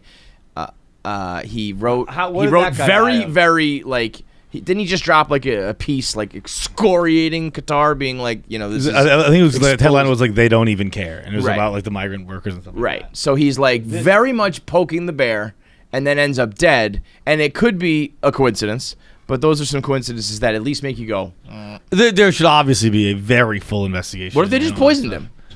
They very well could have. I mean, there are a lot of poisons that take 10 days to act. I'm sure there are. I don't know much don't about know. poison. But the What if he was kidnapped I mean, this whole time and they made him publish those things? if you fucking if That's you gotta be like fucking World kill War. an American journalist, dude, like not just in America, like the American the American sports Yeah, journalist. the one. Like Yeah. Grant Wall wasn't some dude over there making his name. Grant Wall was the one who fucking dubbed LeBron the chosen one. Grant Wall was like that fucking guy. He dude. is. He is like the most prominent. Like as far as sports journalism, like I knew who Grant Wall was. I think if you follow sports at all, you know who Grant Wall is. He He was. wasn't just the guy at a t-shirt. Like Grant Wall's a fucking badass. To kill him is if they killed him, that's like yeah. I guess I do you guess do? would You, probably be considered an act of war. I don't really know. on but during like an international event like that. If you do anything violent, it's got to be like a. But I mean, it's like, did he? I don't know. Maybe he also had a string of bad health. Like it would just be weird if I go over there. I guess and we did. This is like you give a mouse a cookie though. We let him kill Kalagashi, no problem. And they're like, oh, we can just kill journalists. They hate the media too. I mean, that's where I tend to lean more towards like. Although I mean that The was guy I who know was- the MBS and Qatar are different places. Just so we're clear, Yeah, different places, but a different person in a different place. right. But it's all the same kind of idea behind it. But I don't know. It is just like a. And let's say he just died from bronchitis, whatever. It's all separate. I guess this is more hats off to people who do this, but like going to Qatar and writing like scathing pieces about them and wearing like rainbow flag shirts and shit is just such a bad idea. It's not something I'm interested in. I know the world needs people to like stand up and like protest. I just like, is this the place or the time? Like, do it when you're. I don't know. I would just be like, I'll wear it when I'm home, and I'll write these articles when I'm home. And I know it doesn't have the same effect, but it's also not going to be like a threat. You know why he was probably like fucking freaking out and stressed and died from it? Because he was like fighting Qatar. Yeah. It just it's just not worth your life. I know you're standing up for your brother and all his people, and you want to like stand up for those migrant workers and stuff, but it's like, it ain't changing anytime soon. And then if you did put some sort of bullseye on your back, holy shit. But who knows? I mean, if it all is just a coincidence, then what is it? Whatever. What can you do?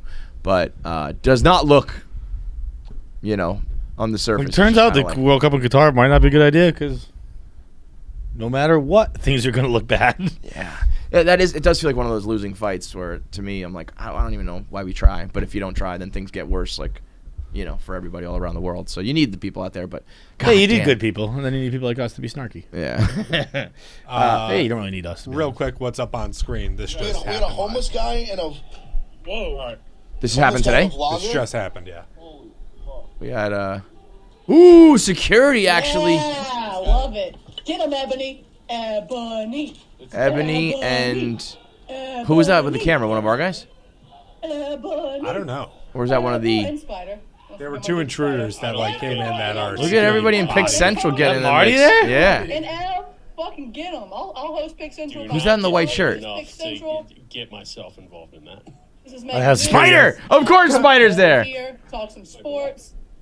I believe that guy is a TikTok. I've seen him on TikTok. Fucking lunatic, it looks like. Oh, the first thing I heard somebody say there's a homeless guy. I think there was some homeless guys like.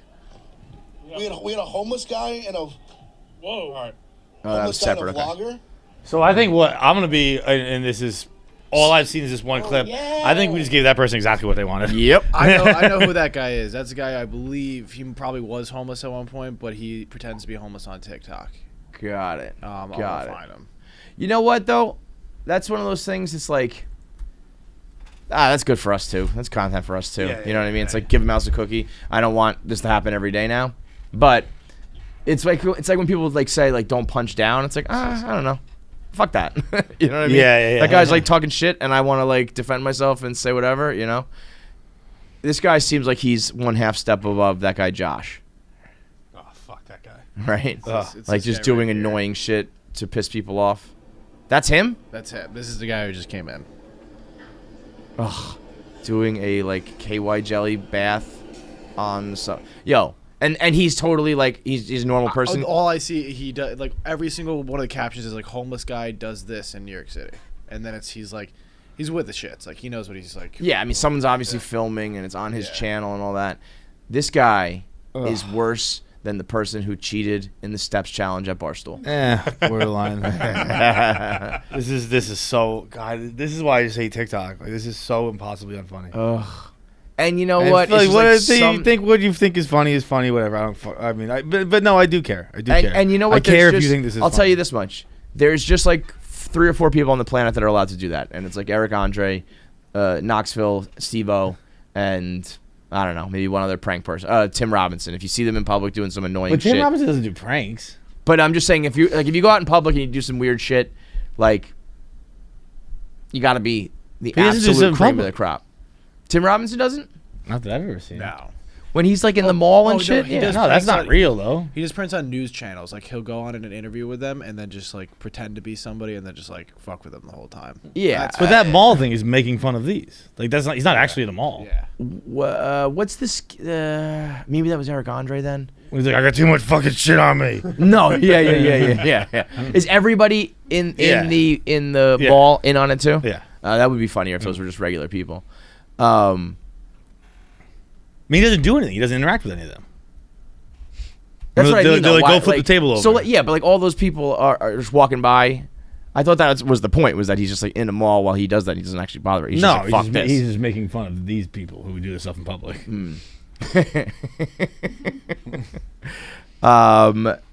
Dude, did you see the HQ trivia guy? This is mine. I got so mad yesterday. He's still floating around. I got triggered. No, he sells T-shirts now. Yeah. Like just like out of like a store. Like, not like he sells merch. Like he Like he's at like Spencer Goods or something. a vintage T-shirt store in California. That dude thought that he was the next like Alex Trebek. Nope, not And Alex then- Trebek. Dan, Kevin. I just read Daniel Priori. I'm looking through my mentions. Not Alex Trebek. Kevin. He thought he was Justin Bieber.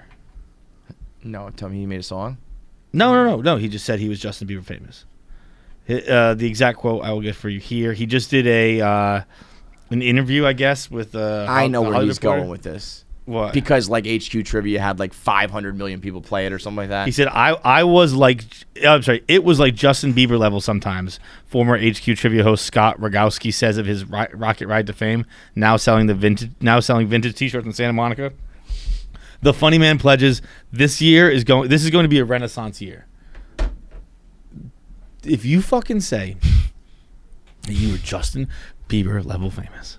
Bro, I was alive. Like I remember the 2 weeks HQ. I can barely see him right now. I would never. I never played it, so I wouldn't. Like, I have no idea what this man looks like. It's his own store.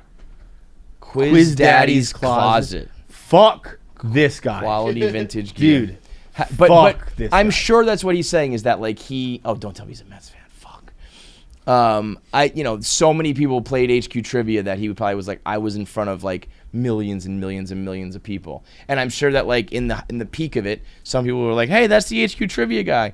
But to say that you were on Justin Bieber's level when like Justin Bieber is up there with like Brittany and Michael Jackson and shit, like body doubles. You can't go anywhere. Dude, I said in a tweet, I said, I think I walked by this guy one time, but I honestly don't remember. Like, I feel like in my head, I remember coming back to lunch at the old HQ and being like telling Keith, like, hey, I think I just walked by the HQ Trivia dude. Yeah. But I don't even remember if I actually had that conversation, Right. or maybe someone said it was to so me it that was they so walked nothing. It was by like him, in your brain, like, and like it's kind of like wormed into my brain. Like there's somewhere in there Yeah. that someone walked by him, Yep. but I don't have a clear memory of what happened because it's not Justin because Bieber. that's your level of fame. You know what level of fame you are, dude? I think I walked by you one time, but maybe it was someone else that I know that told me that, and it's somewhere in my brain. Yeah. That's your level of fame, dude. I think I maybe once saw you. Like I don't really remember what happened, but like, and like he's talking about like he invented this fucking thing. No, the dude who invented it OD'd, bro. You're just the guy. Oh wait, look at that. What? He begged his agent to get him a shot at Jeopardy. I thought it was the perfect fit. He says, I didn't even get a meeting. No kidding. Oh my god. I said that as a joke, but wow. That is crazy. His salary was $150 a day, but soon after HQ Trivia took off, he negotiated a raise. The whole thing tanked. HQ shut down 2 years later. Talk about fumbling the bag. I never played it, so I don't really know what it was, but it was huge. It was huge, but like I I mean, never it was played like it Wordle, either. right? Like it popped off and then it just dies out. But like Wordle's still huge. The HQ Is it? Trivia is dead. But it is like also, I never played it. I've been in the room while someone played. I overheard him. It's nothing particularly like impressive or great. It's just you happen to be the guy who hosted the show where they gave away free money. So he reads the questions and answers and shit, but he just they doesn't gave have away it. free money. Right. How hard is it to host that show? For sure. I'm giving you money. Tune in. I give you money. How fucking hard is that show to host? Like, yeah, we're bringing in crazy viewers. Yeah, you were giving them money. I told my agent to get me a meeting for Jeopardy. Oh Look my at that. god. Look at the fucking thing. Oh my Kill god. yourself. He has 60K followers. 60,000 followers. Jackie, you got more than him. Justin Bieber has what, like 150 million? Get It was out of Bieber. here. Like I got like so mad reading that, That is very funny. and then someone had the But gall you know to what? reply to me. He's a comedian, dude. Oh, I was like, no, that I know what people are being sarcastic. I am good at reading fucking shit on the internet and being like, a no, he's comedian. kidding. He must be kidding. That dude's not kidding. There. it's also very loose, you know. It's like you can just be a comedian. Like, where were you a comedian? Right. Show me that, you know. Yeah. Speaking of comedians, for our last topic of 1 Minute Man, Shane Gillis was our guest for our podcast and also our year-end wrap-up meeting where we have literally everyone in the company either come to the office or hop on Zoom for Erica and Dave and everybody to give like a speech, kind of a State of the Union and where we're at. We gave a speech too. Yeah, Kind of.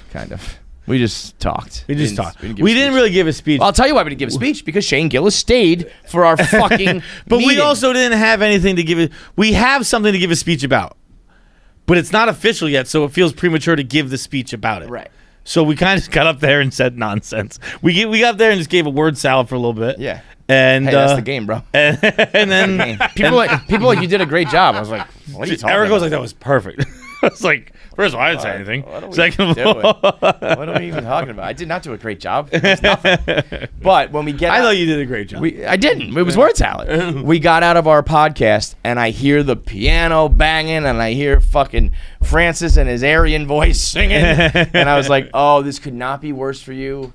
You're doing your corny corporate jokey song, and Shane Gillis is now free. Shane, out of everyone we know, is like the last guy you want when you're doing your nerdy work thing. Yeah, When yeah. you code switch into work mode, and it's Shane, he is going to bully you to no end. I saw him run over and like get in Francis's eye line and just go, "What are you doing?" And you know then Francis, heard because Francis voice gets in change. his head a little bit, so he's like, Barstools, oh, fuck. He probably was like, I'm having a fever dream or something. So then Shane's like, when do you guys go up? I'm like, dude, I just found out I'm doing this like 2 minutes ago. We don't usually get invited to these things. I don't know. So he stuck around for like an hour and a half. Yeah, a long time. We went through PowerPoint slides and pre-recorded videos and Erica talking and Dave talking and speeches and talking about all sorts of shit, and he just stayed there slugging noons until he was fucking drunk. Just continuously whispering into our ears, like, don't fuck up. Like, no, like things you should, like things I was thinking, but things you just internalize at a company meeting. I luckily thought that he left by the time we got on stage, by the time we got the microphone. Otherwise, I would have been like, if you need any help, come see me. Bye. I got a text in the middle of it from Jake Bass, who's still back here editing. He's like, why is Shane Gillis just wandering around? So that was the thing. He's so big, and like he was just kind of meandering through the crowd drunk. And I'm sure people were like, was that Shane? I don't know. Whatever, man. It's so weird. But just a very funny move. And then would also turn around and be like, Barstool rules. He still keeps texting me that. He just randomly keeps texting me Barstool rules. And I kept being like, I was like, shut the fuck up, dude. and he'd be like, dude, I'm being serious. I was like, no, you're not. And I'll be honest, he did keep making a face like, I'm being serious. No, I think it's what we think about Barstool. Barstool's awesome, but there's parts of it, and these are the meetings and shit where you're like, like, Listen to the one line that's in here. The only line that made it to the vlog. I'm an accountant. And I think, again, that is what makes Barstool so unique and so beautiful. That is what makes Barstool so unique and so beautiful. That's the only line. He just kept going, Barstool rules it. But then he's like, it's been so long since I was like a part of like a team. I think that's what he was almost interested in, is like to watch. Like if I somehow could like sneak into a Deloitte meeting, I would want to just be like, how does this work nowadays? I don't even know what you guys are doing. But in the comedy world, I said like, the most popular comic on the planet. And I realize there's the Chappelles and the Burrs of the world. But when it comes to like the comedy world, Shane is like the pinnacle right now. And the fact that he was just wandering around our all hands meeting is ridiculous. Then that day he sold out his entire international tour. Right, like boom, in a minute. Like, theater, his entire international theater tour sold out while he was drunkenly stumbling around the Barstool meeting.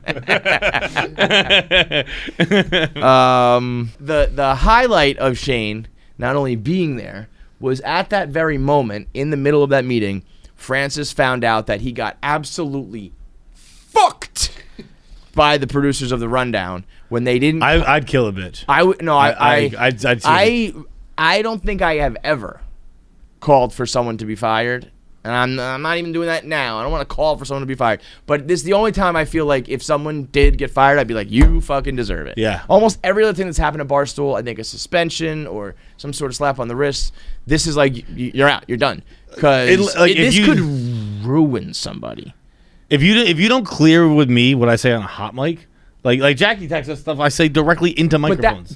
So I actually think she's even going above and beyond. That's what I'm saying. When we say something when we're in between the lines and we're recording, when the rundown is over and you're just talking. Jackie's almost like a mom. Like, she is. Sure you want to say that? She is. She's got a good. She's got a good barometer. Because there are you sure you want to leave in the thing about the kid dying on the bus? Like, leave it in.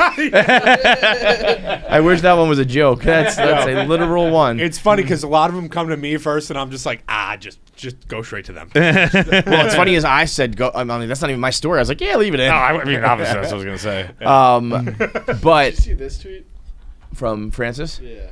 Where is it?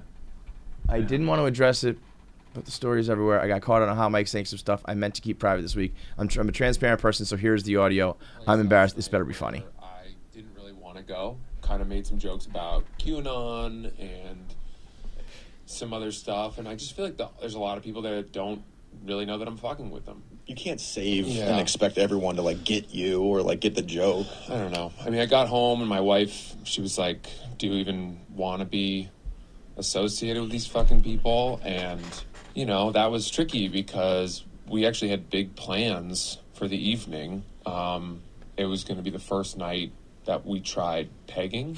Oh, are you serious? Yeah. Oh my god, bro. We've been talking about it for a while. Was it sick? I think we chose too big of a piece to start with. So just like a big like black rubber dildo? It was green. Why? Why? Black felt controversial. I feel that. I feel that. That's good. I'm happy he did that because he was bugging out, and rightfully so. When all of a sudden, first of all, Francis is a rescue dog, and he just finds himself. We had a very open conversation. I hope he doesn't mind me saying it.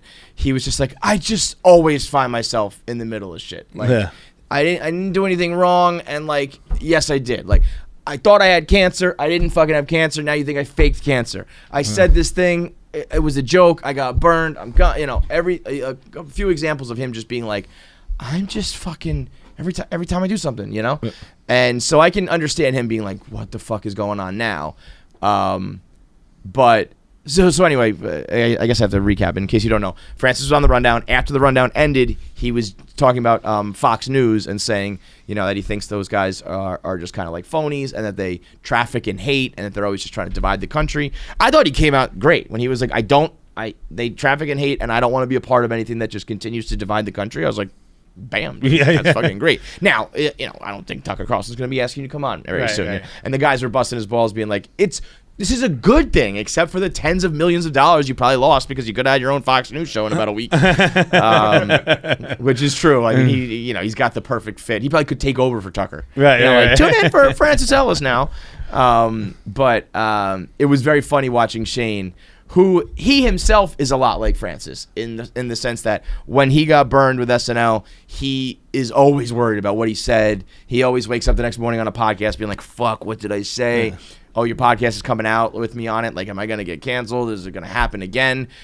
But he was like, dude, fuck this. You're fine. And it's like, it's so easy to just say that when you're not in the blender this time. But watching Francis, he was like laughing and texting and smiling at the meeting. And he was like, on the inside, I'm having a full-blown screaming panic attack. like the fire meme. Like, oh my god. Right. He was like, I'm crippled with anxiety right now. It's for the best.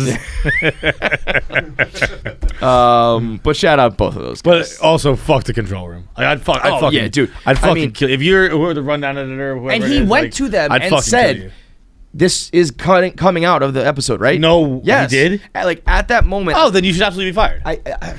If Town comes to you, he said to me, "Cut that out." He said to me, "Don't cut it out." He goes, "There was a guy sitting there with headphones on, with a laptop out." He's like, "I don't know anybody's name anymore." He's like, "Headphones on, laptop out, pulling up the shit we were talking about on the television." And when it ended, I said to him, "None of that's going to be in the episode, right?" And he said, "Yes." And I don't know whether that person passed it off to someone else. I mean, that's inexcusable. That's absolutely. I was like, did someone do it on purpose? Like, that almost is so crazy. I was like, was someone like trying to sabotage you because it's that big of a fuck up?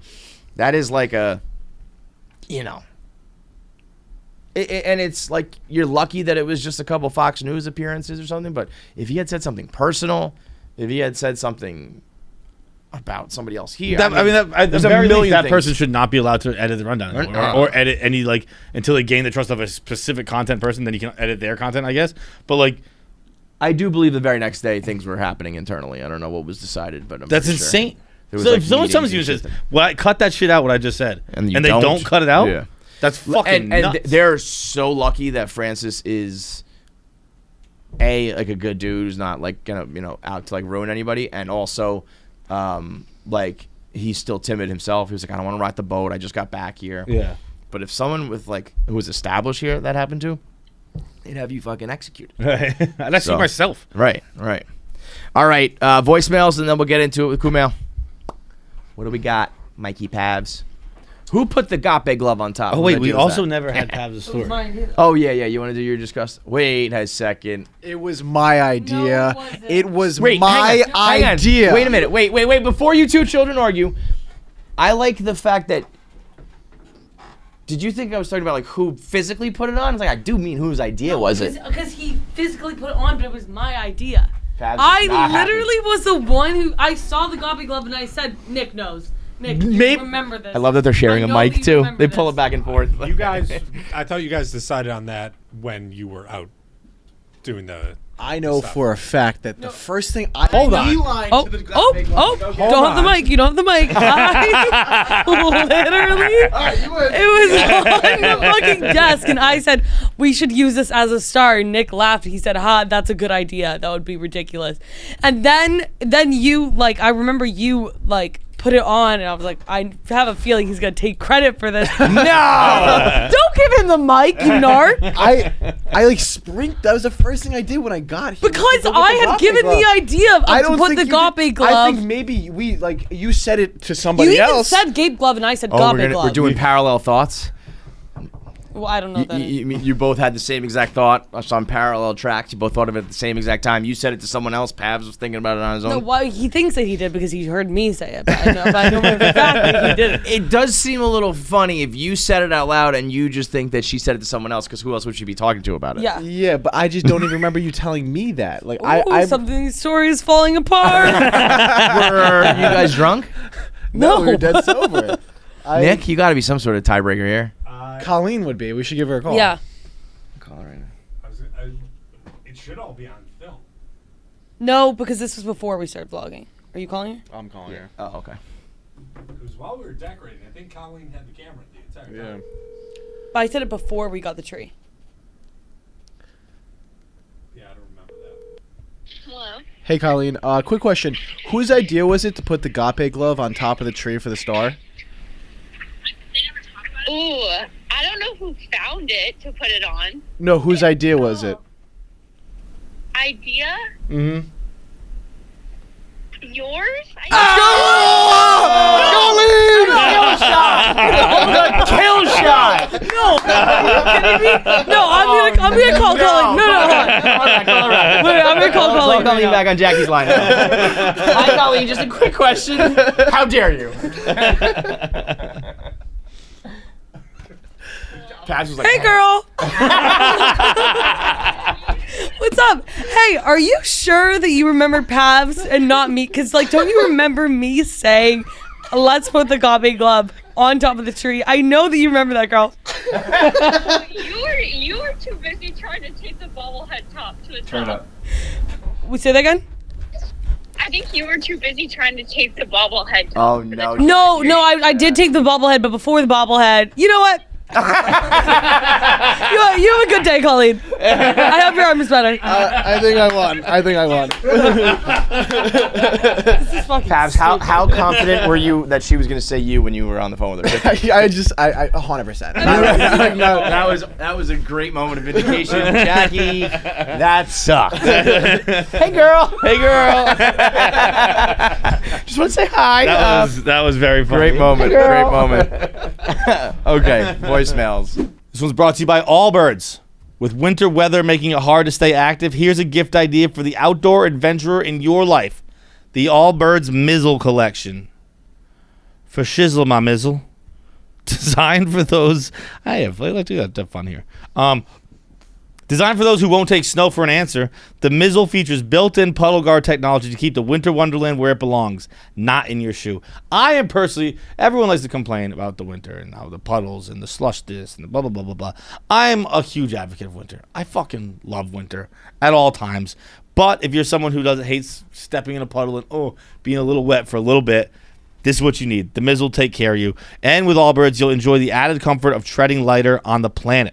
They were built using premium natural materials with a low environmental impact. Allbirds puts the carbon footprint right on the shoe so you can see the difference it makes, and they offset that footprint to 0, making their mizzles completely carbon neutral. You see them all the way around the city. Wherever you go in New York, Allbirds are crazy popular. Anywhere you go where you got your finance guys, your tech guys, people who know how to spend their money smartly, they're in Allbirds. This holiday season, get on their nice list when you shop the Allbirds Mizzle Collection. Discover your perfect pair of Allbirds today. That's ALLBIRDS.com. Wait, no, he's living in the past story. Oh, okay. The most disgusting thing in the world happened to you? Well, at least to me. This morning, It's going to be top to top, laying in your own piss, but continue. I think this beats it. Oh, wow. At least to me, because I hate this stuff. This morning, I went to go brush my teeth and noticed, like, my toothbrush just was in a weird spot. Like, I just didn't like the way where it was, and I was like, "Hey," texting my group chat I share a bathroom with 2 dudes. Right. Anybody touch my toothbrush this morning? Like, use it for something? And they're like, "One of the guys wrote back, that's my toothbrush." I was like, "You guys have been." I said, "No." I said, "No, that's my toothbrush." And he said, I've been using that toothbrush for the past 6 months. What? I'm like, bro, yours is the green one, mine's the blue. He's like, my favorite color is blue. That's my toothbrush. Because we bought a 2-pack together. So just 2 brushes and the one is just sparkling brand new over there. No, one is just not there That's what anymore. I mean. Oh, so I thought that he was just using his own, like bringing his toothbrush back into his and room forth. so like it doesn't get And dirty. he thought the same thing. He thought the same thing. Oh my god! And they're like really, really similar colors. Yo, that is the Dude, that is the most I'm living with 3 dudes in Murray Hill story I've ever fucking heard. Dude, so man. you and your boy have been sharing a toothbrush for like 6 months, you say? 6 months. Bro, first of all, that's too long to have a toothbrush. Well, maybe not 6 months. Maybe like all right, it was fucking 6. American Dental Association over here. maybe Come on. like four months. Okay, 4 so months. so you technically it's 8 months of use out of a toothbrush. That is. And Kevin and I are both team. Like I'll fucking if I need a toothbrush in a pinch, I'll grab a toothbrush. Yeah. But dude, to constantly you have not been in a pinch. You just been waking up and just kissing your boy. Yo, and I know that every morning is fucking whiskey breath and fucking Domino's. You think food. he's fucking been wiping his tongue with it? 100%. Right? Oh, right in the back. He's got the. Deep throat. He's got I the don't brush whitest my teeth in tongue. the I don't world, feel too. like that. What? You gotta brush your tongue. Nah, I don't brush my Your tongue. tongue is where the fucking is. My gag reflex isn't good enough. Well, we know that. But shit. I not only brush the tongue, I kind of let the fucking toothpaste like go in the back of my throat. Well, I use mouthwash, but I don't think millennials do. I think that's kind of I don't use it either. a thing of yesteryear. But I'm a mouthwash guy, so I guess Every time? every time. Yeah. Listerine? I do Listerine. I do first thing when I wake up. Cool mint? Cool mint, whatever the blue one is, the standard color. It's not the standard color.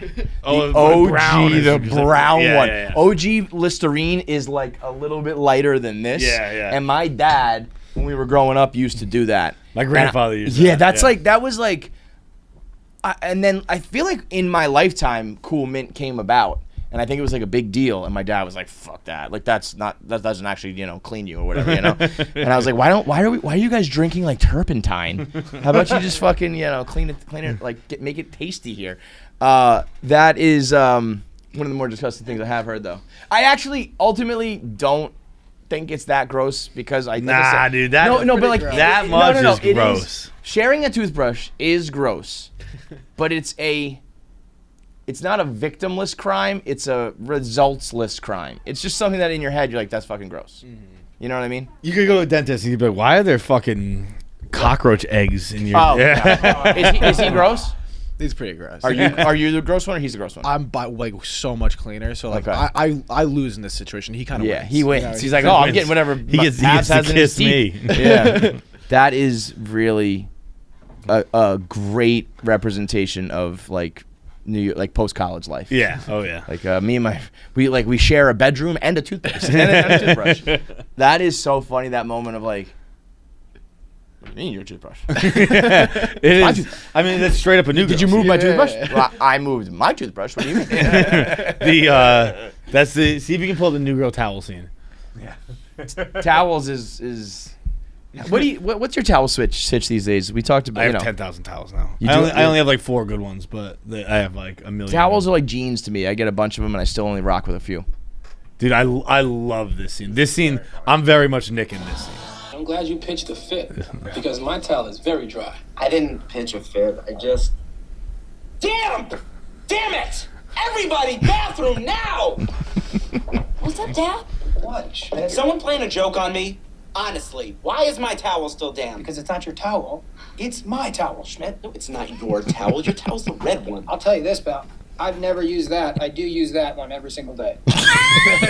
Oh, This towel's so warm and fluffy. It's like it's been in the sun forever. This means you two have been drying your junk with the same towel. Intimate. Are you out of your mind? What do you mean am I? How do you think this is your towel? Do you even wash it? No, I don't wash the towel. The towel washes me. Who washes a towel? You never wash it. You wash your towel? You never wash the towel? What am I gonna do? Wash the shower next? Water soap? You gotta think here, pal. I'm furious I right get now. out of the damn shower, I'm clean as a damn baby, and I use the towel. Let me ask you this. Have you been wearing my underpants? Sometimes, yeah. Who cares? You guys don't wear each other's underpants, you're lying.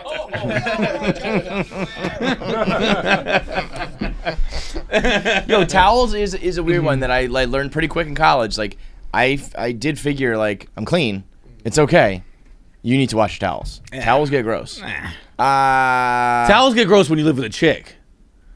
Towels get gross because they fucking... Because they're pussy? No, because they're makeup. Oh, dude, makeup. Dude, okay. there are times... I was like, what's the difference? It took me... It's gotta be the vagina. It took me a few times when I was living with a lady before I worked up the gall to ask her. Yeah. Yeah, how'd you do that? You shitting on these towels? You know we got toilet paper, right?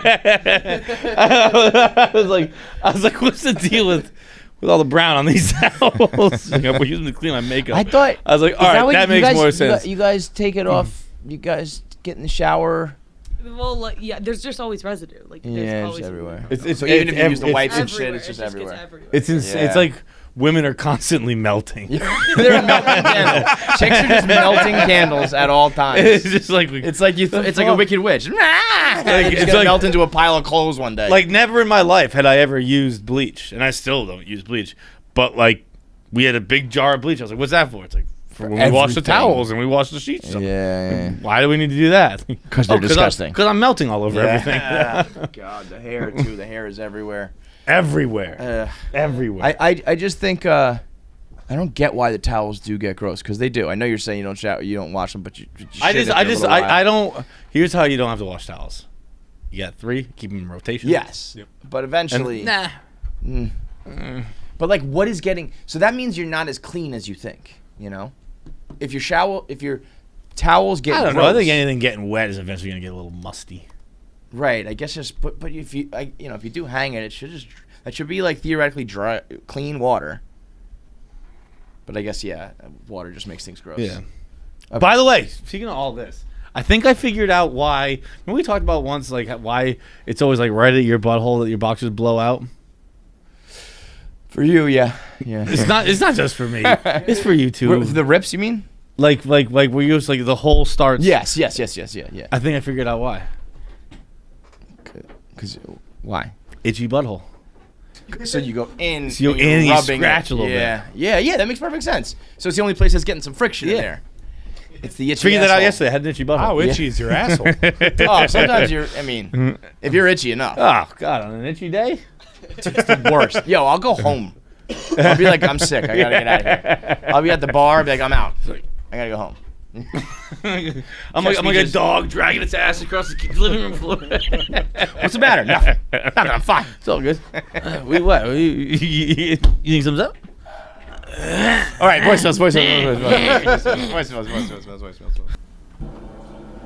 Nick, Jackie, KFC, Fights, Miss UBC.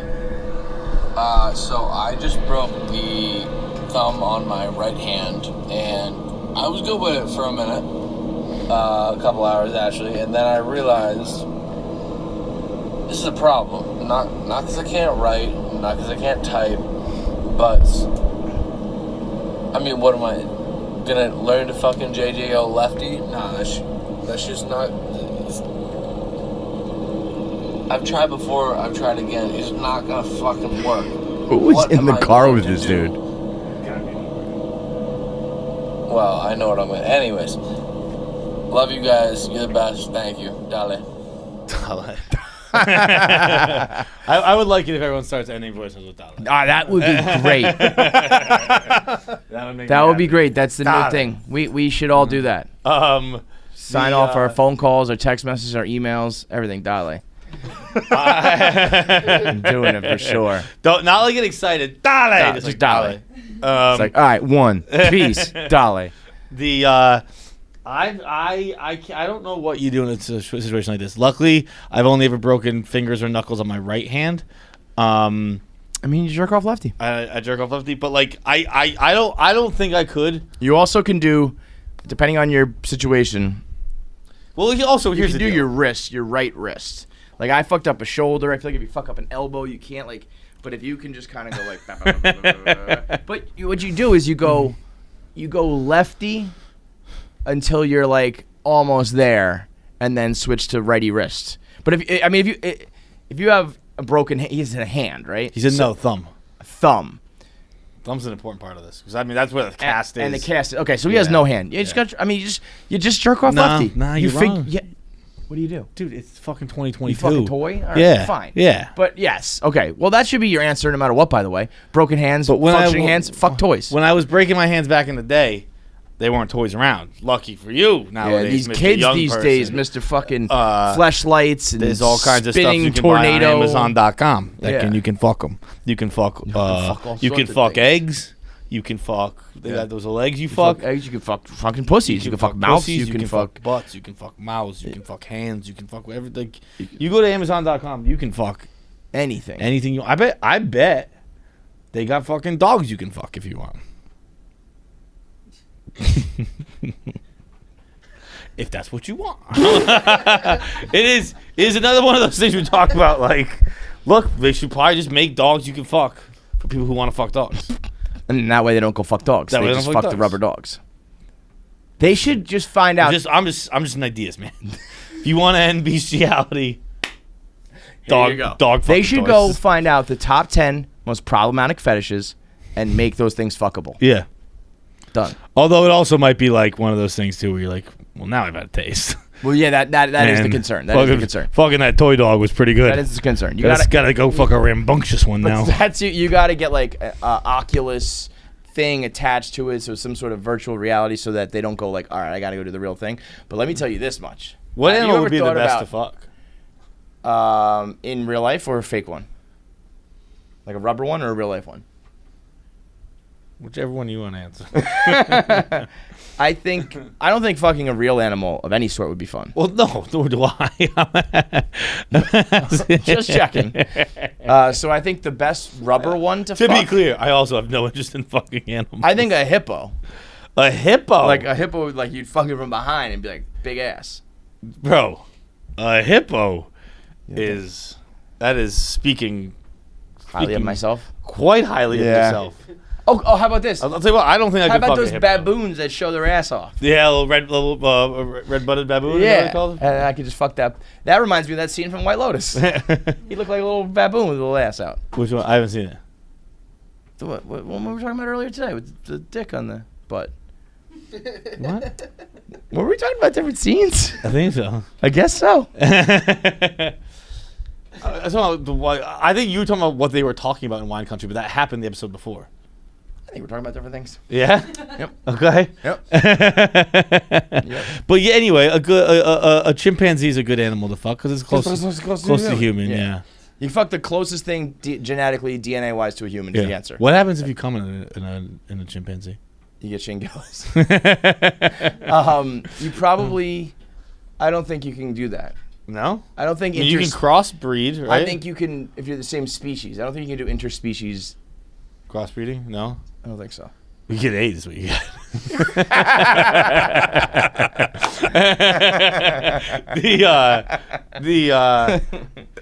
Speaking of crossbreeding, fun fact: do you know that life can never give you lemons?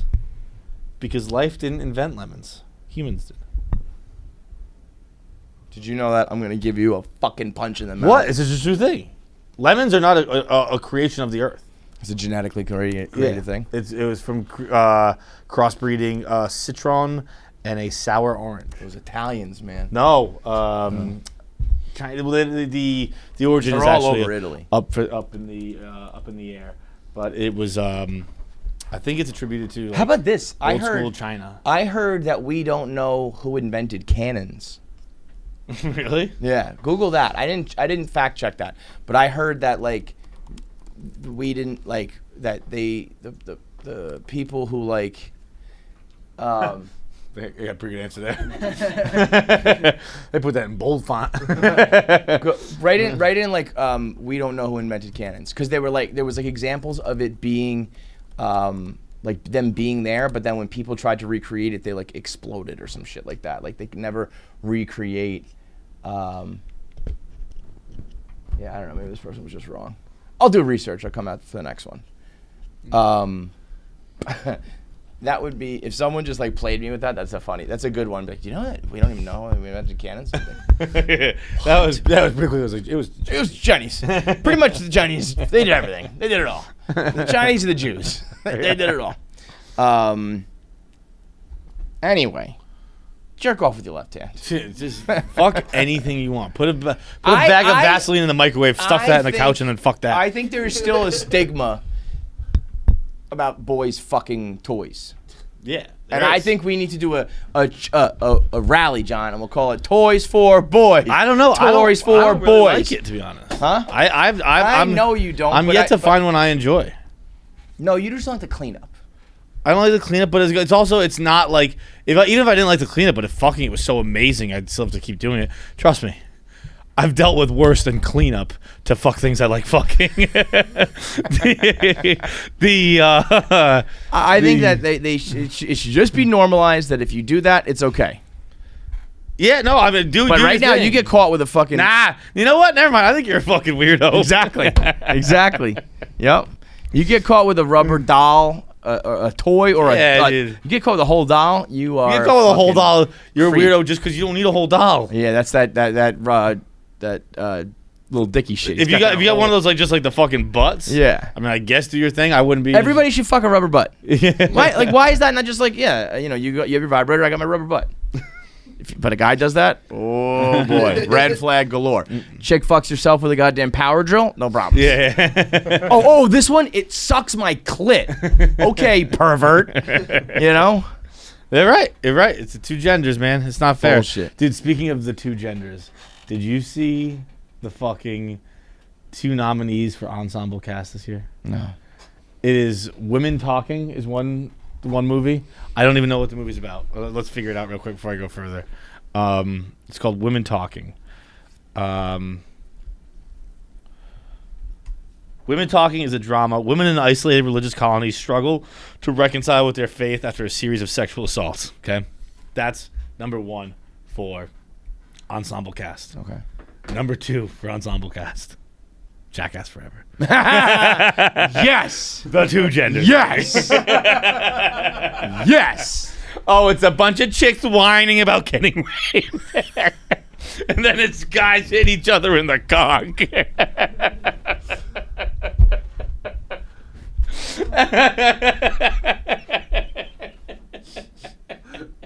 That's a drama. That's a fiction. So that joke can stay in. The way that your voice. Oh, this is a great episode. I'm really enjoying. I mean, this not one. a nonfiction, but this whatever. This is really good today. All right, last one. KFC Fights hold through 10 a.m. already. Oh, you idiot! You had the fucking full screen it, didn't you? Mangled, and I just listened to your Shane Gilly and Kiever episode, and Close just enough. with the comedian thing, being from Canada, I wonder, who's your favorite Canadian comedian? I know you've had a couple of them on your show, but just wondering who your top ones are. Hey, have a good one. Ryan Long's very funny. I don't even know Canadian. I don't see that kind of thing. You don't see borders. I don't see borders, man. I just know comedians. I mean, I'll Google Canadian comedians. I'll give you an Dan answer. Levy is a funny guy. I don't know if he's really a comedian per se. Ryan Long's funny. Jim Carrey. Jim Carrey's the answer. I've never known Jim Carrey. See, also comedian like Seth Rogen's the first thing that comes up. Is Seth Rogen a comedian? I think all these guys at some Like, point you did stand do up, stand up, right. so you get credit like that. But it's like same thing with like Jay Leno and these guys. It's like you're not really. Oh, our boy Howie, he's cool. Howie Mandel's a cool Canadian. There's this dude. I think his name's Mark something. Will Arnett's Canadian? Again, like I think of Will Arnett as an actor. Norm. I'm gonna go Canadian the answer stand-up probably was comedians. Norm. R.I.P. Yeah, I mean, I don't know, man. Who gives a fuck? By the way, like this is not it's not enough of a, when people say like she's a funny female comedian, and you're like, we don't need the disclaimer. It's like, well, you don't need it, but there's enough of a conversation about it because there's lesser people in the pool, and it is harder to break out. But then also maybe it might be easier these days. It's like there's enough of a difference to maybe talk about that she is a female versus the males, or you could say of color. She's the first person of color to do this because obviously there's a lot of other hurdles to get through. To be like, I'm the Canadian comedian. Nobody cares. Yeah, that does not affect you negatively. It doesn't affect you positively. You're just a comedian who's a little bit more north. That's it. You know, like Ryan Long was just like, I just was in Toronto instead of New York, so I moved a couple hundred miles. That's it. Yeah, you know? I wouldn't have been able to tell you a Canadian comedian, a single one. I guess there are. Again, I'm not counting Will Arnett. I'm not counting fucking Jim Carrey. Again, I'm not counting Seth Rogen, Martin Short, Mike Myers.